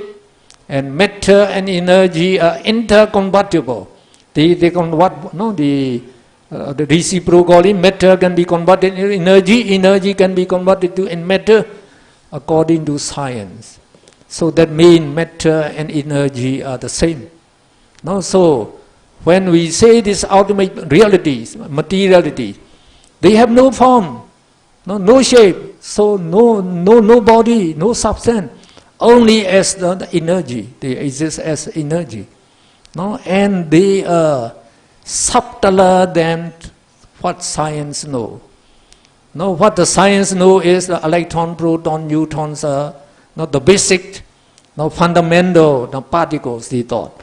According to Buddhism, that electron, protons are made up of these four primary elements, Pathavi, Apo, Tejo, Vayo, and their derived materiality. So that means Buddha, he goes deeper than science. As he knows, like science, they know only materiality. So they don't know about the mind at all. So what science can achieve is only material, the progress. It can only produce material progress in the world. So it cannot do any spiritual progress. And because of this, the great scientist of the world, known as Albert Einstein.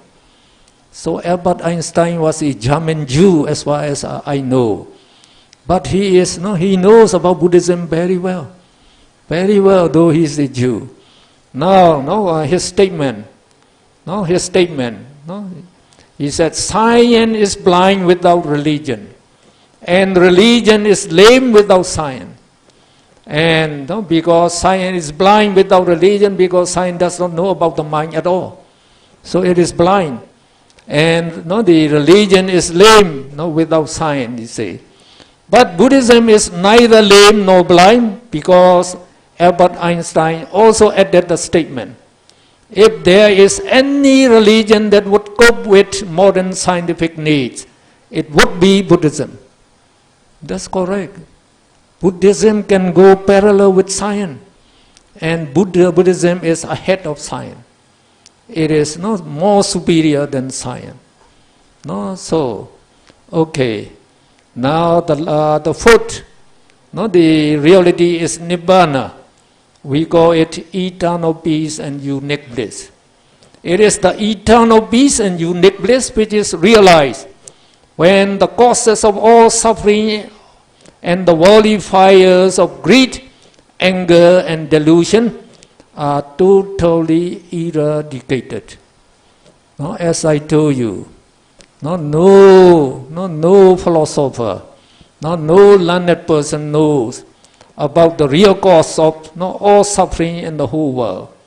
But the Buddha, he could pinpoint greed, anger, and delusion as the causes of all suffering. Now he also knows how to eliminate them totally from the mind.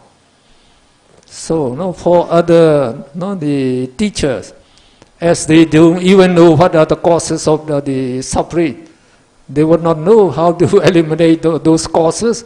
So that means they cannot, they would not know how to put an end to all this suffering. But the Buddha could do it. The Buddha could do it. Now Nibbana is supramundane. So by supramundane we mean it is beyond the sphere of mentality and materiality, which is the world of suffering. So our world is only mentality, materiality exists. So it is actually the world of suffering. And Nibbana is realized by the knowledge of the fourfold path wisdom and the fourfold fruition wisdom. It can be realized in this very life if we can successfully practice the threefold noble training, the training of morality, the training of concentration, and the training of wisdom that represents the noble eightfold path. So only in Buddhism, this noble training exists, and very beautiful training. And it is the correct training. It is discovered by the Buddha himself, and when he taught, and his disciple can practice this threefold training, and they also became arahats. No? So when you became Arahat, you can eliminate all lopa, dosa, moha. No greed, no ignorance, no hatred anymore. So we say, this is actually the chart that the mentions 121 states of the mind. States of the mind, and we call them 121 types of consciousness, with different combination with mental factors. So here, the highest, the consciousness are called the four, part consciousness. Mega means the part, the part consciousness, and the wisdom that associate with them are called the part wisdom. And these part wisdom are the highest wisdom. They can eliminate this greed, anger, ignorance totally. And then they will produce their effect immediately, and we call their effect as phala. Phala means the result of this, the part wisdom. And the wisdom that associate with this four phala cheta, phala consciousnesses, are known as fruition wisdom. Phala means fruition wisdom. And by this fruition wisdom, you can enjoy the bliss of Nibbana forever. So, the Nibbana is an objective reality. It really exists because it can be observed by these, the four-part consciousness and four fruition consciousness. You can observe them, and you can enjoy the bliss of Nibbana immediately in this very life, we say. So, in that case, you can say, you can be sure Nibbana really exists. Nibbana really exists. No? Okay. No? And now, Nibbana always exists naturally. But we cannot see it because our mind is blinded by ignorance, greed, and anger, called defilements. As they defy the mind and they burn the mind. They are defilement in Pali, we call kilesa. And because our mind is blinded by them, we cannot see Nibbana. Nibbana always exists, but we cannot see them. Just like we say on the full moon day, the moon will really exist in the sky.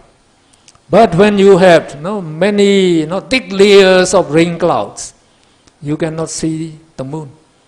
So when you cannot see the moon, the people say, oh, there's no moon tonight, they say. No moon tonight, they say.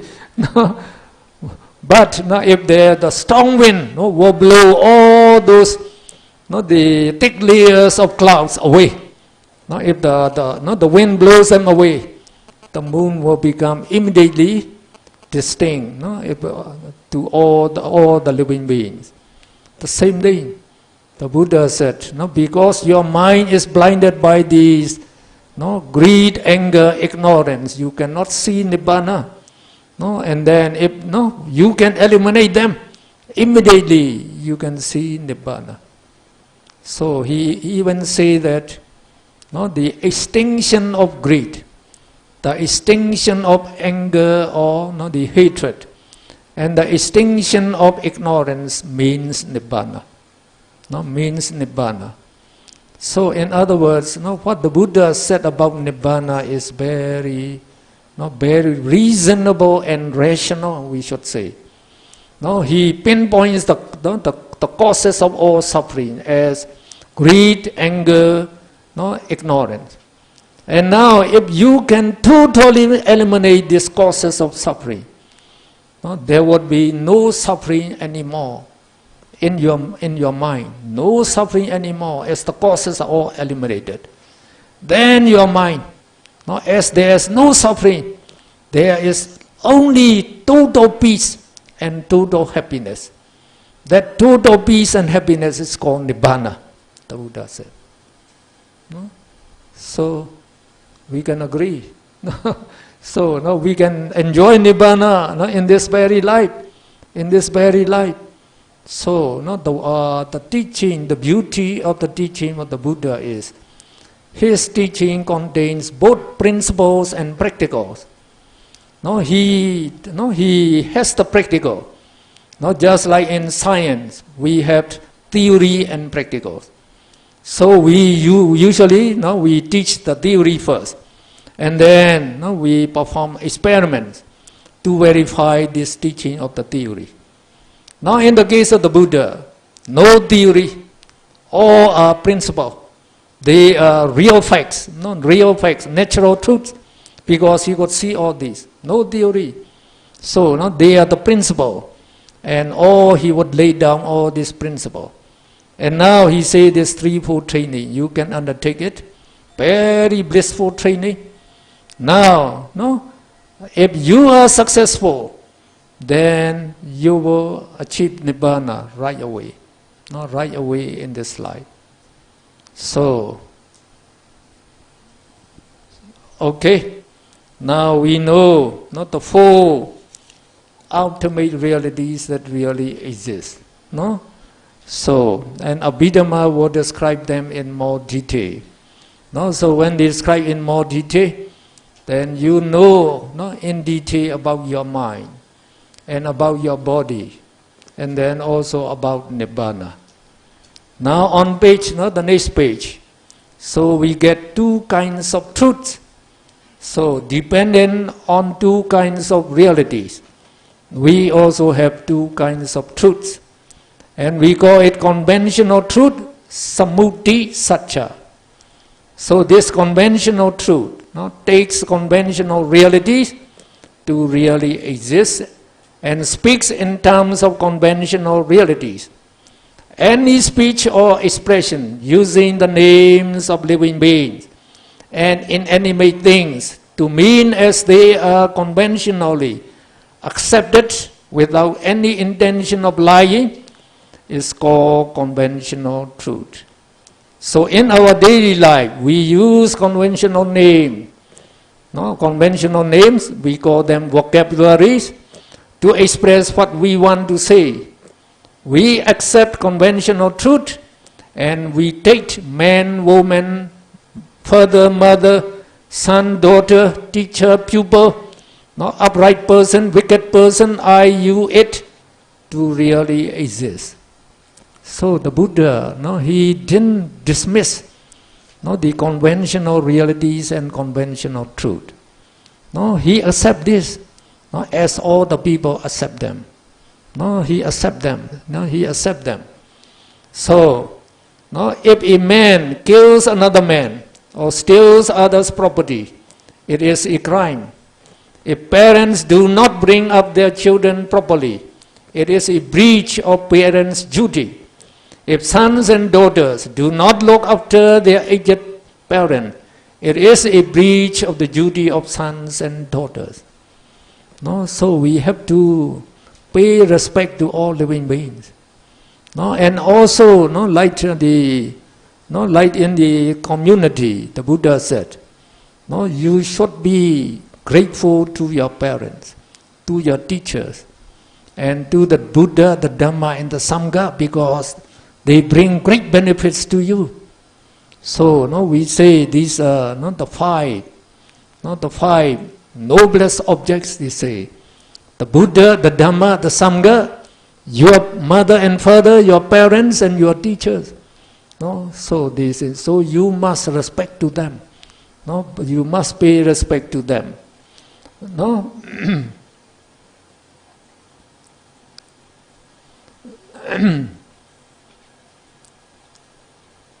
So in the case of Buddha, he teach to develop loving kindness, compassion, and sympathetic joy to all living beings. To all living beings. So now if we can develop this loving kindness and compassion and sympathetic joy, then the whole world will be peaceful. Will be peaceful. We can live very peacefully. So we, in the case of Buddhism, we have to respect every living being, not only human being. So even the ants and the mosquitoes, and even the bugs that bite you, The Buddha said, don't kill them. No, we should show loving kindness to all living beings. They have the right to live. They have the right to live. So if you don't want to be bitten by mosquito and bugs, like you do in Singapore, so try to to eliminate the causes which breed them, which produce them. So if you just eliminate all those stagnant water and keep everything clean, now you don't have no mosquito, no bugs that bite you at night. No, so just by killing them, this mosquito, you cannot eliminate them. No, so we say prevention is better than cure. No, prevent. They are arising. Then you don't need to kill.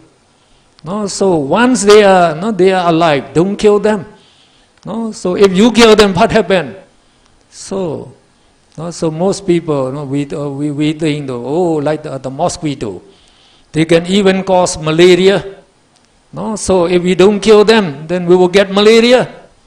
So as I say, you cannot kill all the mosquito. No, however you try to kill them, you cannot kill the mosquito.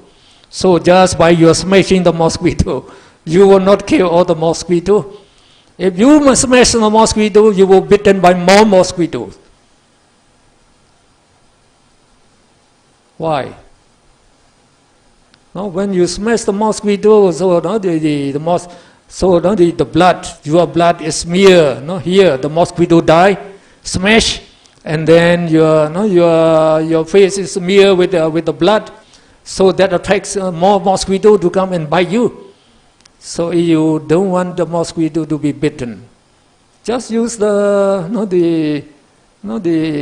mosquito net. You just use the mosquito net, and then like even in the Buddha, they live in the forest without mosquito nets. How do they live? That is a miracle. In the forest there would be many mosquito, many ants, but they live without the mosquito nets. We never saw the Buddha carry a mosquito net. How could they live? Just if you relate loving kindness, you can stop them not to kill you. Also for them, they say every tree has a deity. Some deity living in every tree. The Buddha, he could see. Now, he just pay the share, the radiate loving kindness to these deities, and the deities protect the Buddha and the monks. So that is the way actually when you don't have mosquito. You have to live in the forest or among the mosquito. Then try to meditate to the street and radiate, share merit to all the celestial beings, and then request them to protect you from the mosquito bite. So if your loving kindness is very effective, they will help you. They will help you. So the Buddhism is very beautiful. So even teaches us not to kill not only your enemies. There should be no enemies. If you are practicing loving kindness, you will not have any enemy. Even like the mosquito that bite you, don't kill them, the Buddha said. So very beautiful teaching of the Buddha. What happens if you kill? The Buddha said, when you smash the mosquito, at that time, so we say, the consciousness of the mind, they can arise by 1,000 billion. 1 trillion means 1,000 billion. 1,000 billion in one snap of the hand. So when you smash there, 1,000 billion immoral minds will arise and dissolve, leaving behind the bad karma in your mental stream. And it is not known by no other person. Only the Buddha knew about this karma, the karma. So he knew that all this karma will be left in your mental stream. Each karma has the potential to produce a woeful existence. So that means you will be born in the woeful state for a billion times. Just by cleaning one mosquito or one hen or one fish. So when the Buddha knew that, don't kill any living beings. So when we take the first precept, we have to abstain from killing from all living beings. So very beautiful in that you see. So Buddhism pays respect to all living beings. We don't kill them. Let them live. Because you yourself have been born as animals, many existences. You may have been mosquito before. You may have been the fish, the hen before. So the Buddha said, even your parents may be, they are born like the animals. So don't kill them. Very beautiful. So that is we call in the conventional reality. So as we live now, so in the case of the Buddhism, you should pay respect to all living beings. So just like the Buddha taught his son Rahula, don't cause any harm, don't do any harm to any living being. So very good advice actually. I like it very much. That is real democracy, I say. To let all living beings to live without harm, without danger. It's very beautiful. So we say that is the conventional truth. Now the ultimate truth. So the next topic, when we go to the ultimate truth, we call it Paramatta Satya.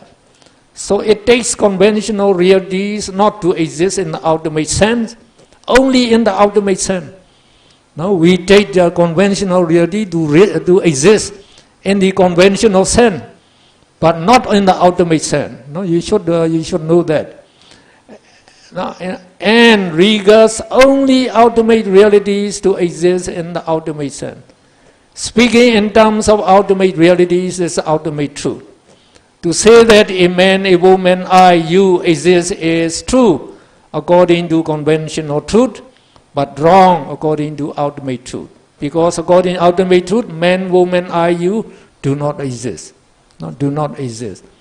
Now to say that only consciousness and mental factors and materiality exist in the whole universe is true according to ultimate truth as well as conventional truth. And now like in Buddhism we can say what really exists in the whole universe. So actually nobody knows. What really exists, nobody knows. Just we say what science knows is only matter and energy. That is not correct. Not correct, and no other philosopher can know what really exists in the whole universe. What Buddhism say, the Buddha say. Exactly he say, consciousness, mental factors, 52 types of mental factors, and 28 types of materiality. Only this exists in the whole universe. So in the Buddha, he know very well. He know very well everything. So all the teaching of the Buddhas are actually natural truths. So all these are arising naturally in the whole universe. Now, based on these two kinds of truth, we have two types of worlds also. Illusive world and real world. So ordinary human beings. So with a lot of defilement. Defilement is, remember, greed, anger, ignorance. The three leaders. So with a lot of defilements are called worldlings, putu jana. As worldlings, our minds are blinded by defilements, kilesa, and we cannot see the true nature of sense objects. So we say living beings and non-living beings to really exist, and we regard them to be permanent, pleasant persons and things, and beautiful and desirable. So when pleasant sense objects come in contact with the sense organs, the sense organs mean the eye, the ear, the nose, the tongue, and the body, pleasant feelings arise. We enjoy these feelings with joy and happiness. And we even think that enjoying sense pleasure is the real happiness in life. So we work hard throughout our lives to get much money and enjoy sense pleasure as much as possible.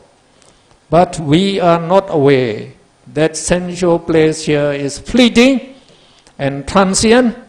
It perishes soon after it arises, leaving behind hunger, thirst, and hankering for more enjoyment. So sensual pleasure is a form of suffering, designated by the Buddha as suffering due to change of conditions. So this is a little deep actually. It's like we think, watching the movie, is very enjoyable. That's what we think. So we think it is good because it makes us happy. But we don't know the real things there. That the pleasant feeling that we are having, is due to the contact of the actor, the objects of the actor, actresses, and with our mind, with our eye, ear, etc. So this pleasant feeling, they arise just for a moment. As soon as they arise, they dissolve. So we because of that little pleasant, so as the object come one after another, so we get pleasant feeling, dissolve, pleasant feeling, dissolve, pleasant feeling, dissolve. So to us, we think the pleasant, we don't know that the pleasant feeling is arising, dissolving, very, we don't know. So while we are watching, we think, during the whole hour, we are having pleasant feeling all the time. So that's why we are very much attached to them. But after that, only temporarily. So when the movie is finished, you have the craving, desire to watch the second part of that. So that means craving. So before you can watch that one, this craving means to you as suffering. When we say the you or the family happiness, so when every member of the family is healthy and doing well, so when we are together, we think we are very happy. Now if the mother or the father is seriously ill, what happened? Everybody is very sad. No happiness anymore. So if one of you is get accident and had to be taken to the hospital, then everybody would be very sad. So, and sooner or later we all have to part. So all meetings will end up in parting. And all youthfulness will end up in the aging and oldness. And all living will finally end up in death. So sooner or later we have to part. And we say, we give you the example. Romeo and Juliet in Shakespeare's play. They are young people and they are very pretty and handsome, so they fell in love. So they are very happy when they are together. They even say, love is a many splendid thing, they say. The world is very pleasant, happy, fine, they say. But their parents do not agree to their marriage, so they were separated. Now, as soon as they are separated, they become very sad. And finally, they committed suicide. And if you looked in the world, so many heartbroken lovers are committing suicide. Every day, actually. Including like Marilyn Monroe, very beautiful actress. In the movie called The River of No Return. When we were university students, we have the chance to watch that movie, The River of No Return. We like Marilyn Monroe very much. But very sad when we heard she committed suicide. Also because of unpleasant love affair. Have taken the overdose of sleeping pills. So many youngsters are committing suicide. So very recently, even a Myanmar girl, who came to study in the university in the Singapore. So not to study here, no, their parents have to support a lot of money actually. Now she committed suicide by jumping from the top floor. And why is the cause? Because she broke with her lover. No, so just the crazy actually. No, so when they are loving each other, they think, oh, very love is many splendid thing. As soon as separated, you get so much upset. So because of that, why you are so much upset?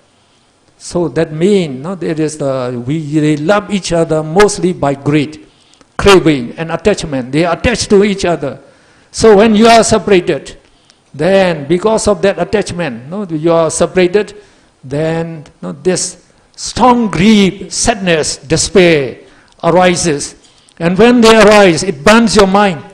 There is the anger-rooted consciousness that arises, burn your mind. So they cannot bear this pain anymore. So they committed suicide. And recently we have economic depression worldwide. And when we read the journals, we were amazed to learn that many billionaires from the United States, United Kingdom, Germany, France, Japan committed suicide. Some of them committed suicide in a very dreadful, painful way. So when the train is coming, they just dive in front of the train. Let the train kill them. How terrible. Why they have to do that? So I explain here. So they lost billions of dollars overnight because the stocks and shares, the price went down.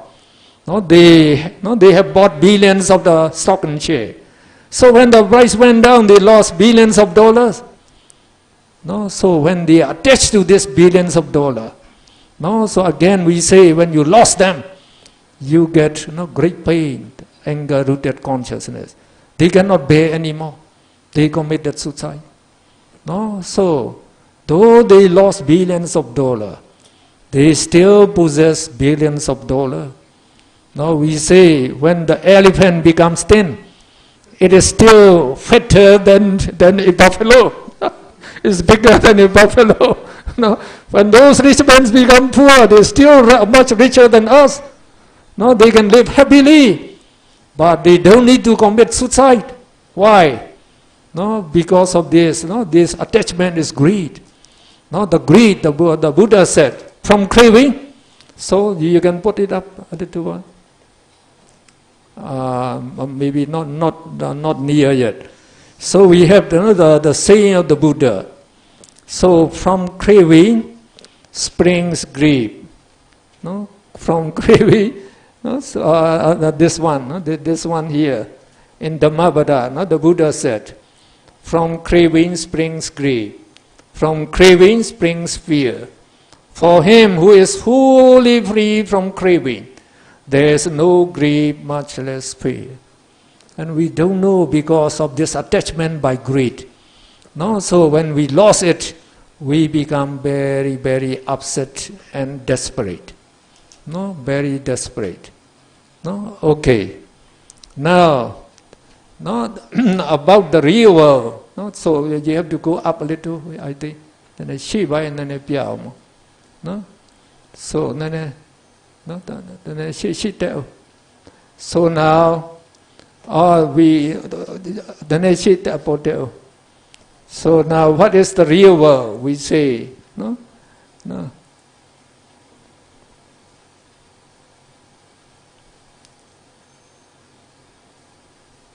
And actually the next page, the previous page, Shia Myanmar. So now we are discovering about the elusive world and the real world. So we describe the elusive world here. And now remember, we say all living beings are made up of consciousness, mental factors, and materiality. And as these ultimate realities, they are arising and perishing very rapidly, and incessantly mean continuously. They are impermanent. In Pali we say a nature. And what is not permanent is unsatisfactory, and to be tortured incessantly, continuously, by dissolution of mentality. Mentality means consciousness and mental factors. And also by dissolution of materiality, really amounts to suffering, dukkha. And moreover, as mentality, materiality, this mentality, materiality have no form, no shape, and they arise and perish extremely rapidly and incessantly. No person, no self, no soul, no ego, no jiva, no atta. If no atta, no person, no jiva exists, no creator exists, and no permanent entity really exists, so this phenomenon is called not self, anatta. And the next one is, we say, even Miss Universe, is not beautiful. I already explained to you. So that means all living beings are also so the next page. So all living beings are only repulsive, disgusting. That is the real world. That is the real world. So we say, all living beings and animate things have the characteristic of impermanence, suffering, not self, and disgusting. That is the nature of the real world we live in. We can see the world like this if our mind is pure and free from defilement. And this is the reason why the Buddha exhorted his disciple to develop the right mental concentration, to see things as they really are. The right concentration, as mentioned in Mahasatipatthana Sutta, is the concentration associated with 4 rupa vajra jhana, which can be developed by undertaking meditation on mindfulness of breathing. So if you can do mindfulness of breathing correctly, not very difficult to develop this 4 rupa vajra jhana. So then you can see the real world. So in the real world, there are no living beings, no sense objects, no beautiful forms to be craved for or attached to. They are only formless. There are only formless ultimate realities arising and perishing very rapidly under the universal law of cause and effect. If we are not attached to anything, we are free from grief, worry, fear, sense desire, etc. So the Buddha also said that here. So, but we are blinded by ignorance, and our worldly outlook is just upside down. We see the sense objects around us to be permanent, instead of impermanent. And we think they are pleasant instead of suffering. And we say, oh, self and person really exist. In reality, no self, no I exist.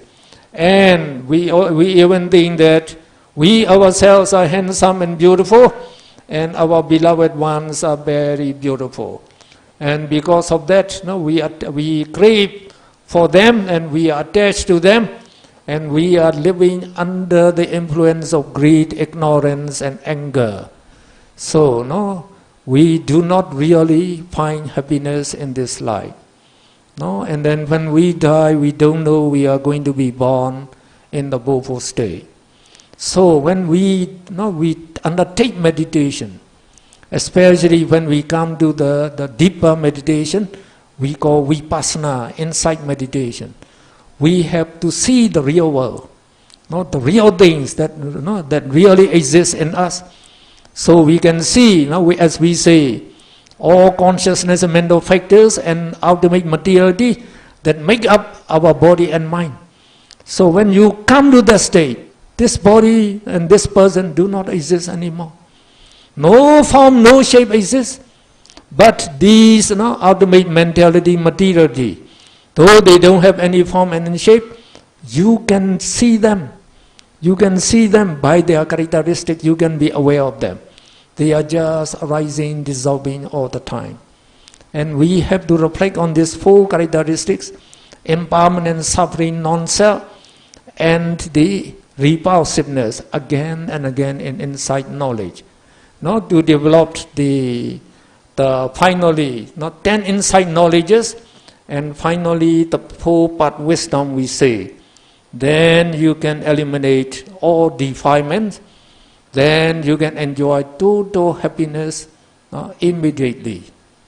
So that is the reason why the Buddha, he described the ultimate realities to know them. So they will bring the greatest benefit in this very life.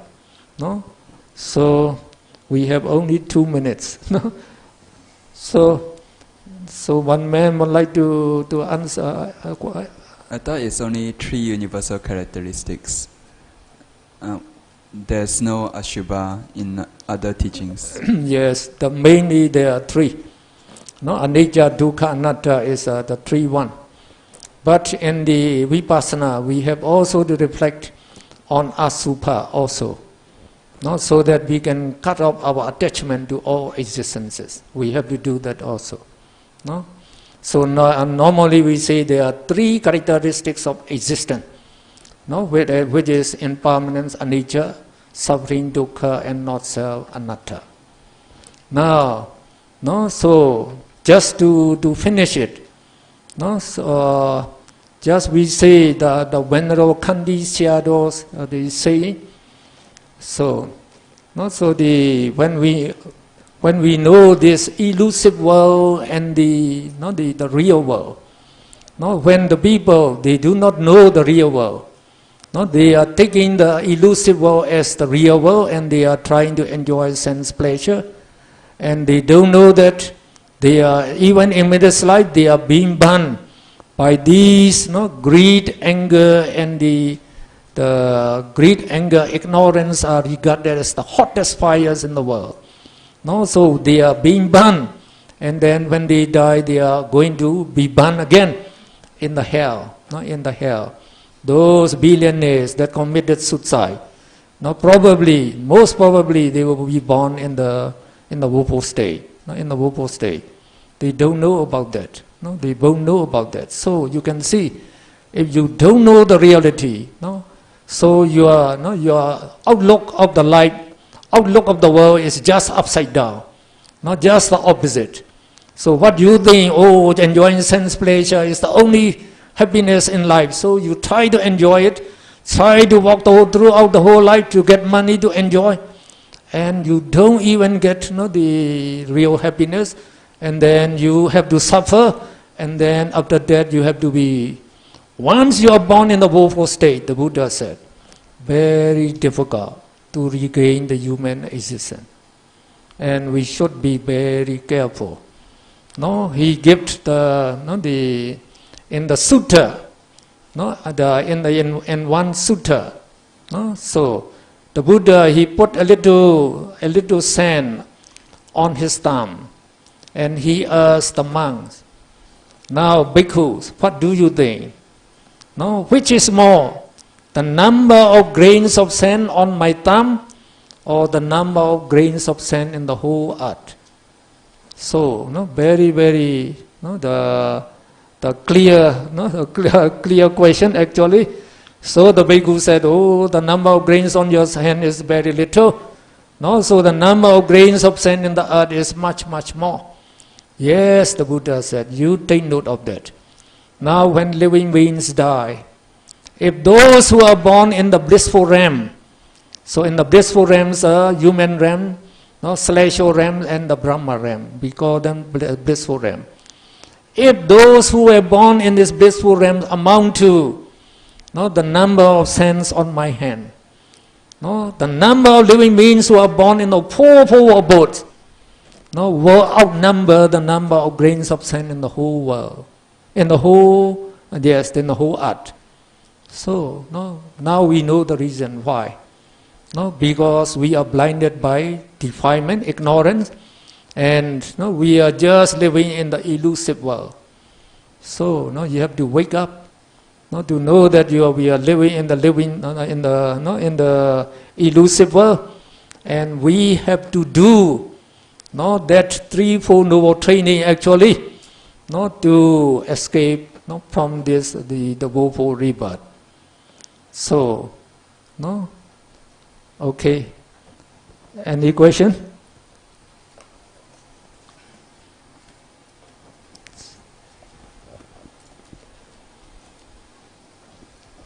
So, otherwise we can stop today. No, we say prayer. So some old students, no, they know how to say prayers because no, we made here he put it up. So no, by listening to a Dhamma talk, no, especially on Abhidhamma, no, you gain very, very great merit. So remember, no, every second, billions of good, no, the moral minds are arising, and they are producing billions of good karmas. They are depositing this karma in your mental stream, just like you are putting your money in the bank. Now you get these billions of good karma every second, we say.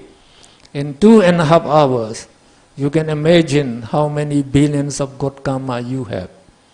And you should also know, each good karma can produce a blissful existence in the human realm, in celestial realm, or in the celestial realm. So these karma, each karma is much, much valuable than American dollar. So you should know now, not just tonight, how many billions and billions of American dollars you have already. No, more than that we say, this karma, good karma you have. And it is the also tradition of the Buddhism. The Buddha said, after performing meritorious state, we should share this meritorious states to all living beings. So tonight we don't see, maybe many celestial beings also come to listen to. And if your the relatives, your relatives, close relatives, die and they become woeful ghosts, they will be following you. They will be following you. They want to get the help from you because they are suffering, very, very suffering. They want to get help from you. And the help from you can give is share merit. Now when we share merit, if they can they appreciate and rejoice in this merit, then they get also moral minds and moral karma. And that good karma can immediately change them into celestial being. So, and that's why the Buddha said we should share merits. So now we say according to this, we pay obeisance to Triple Gem, and then make holy wish, and then we share merit. Okay, let's say together. Imaya Dhammanu Dhamma Patipatiya Buddham Pujemi. Imaya Dhammanu Dhamma Patipatiya Dhammam Pujemi. Imaya Dhammanu Dhamma Patipatiya Samkham Pujemi. With our holy practice, which is in accord with the 9 supramundane Dhammas, we pay obeisance to the Buddha, the Dhamma, and the Sangha. Idam me punyam asavekaya vaham hotu. May these merits of mine lead me to the extinction of all defilements.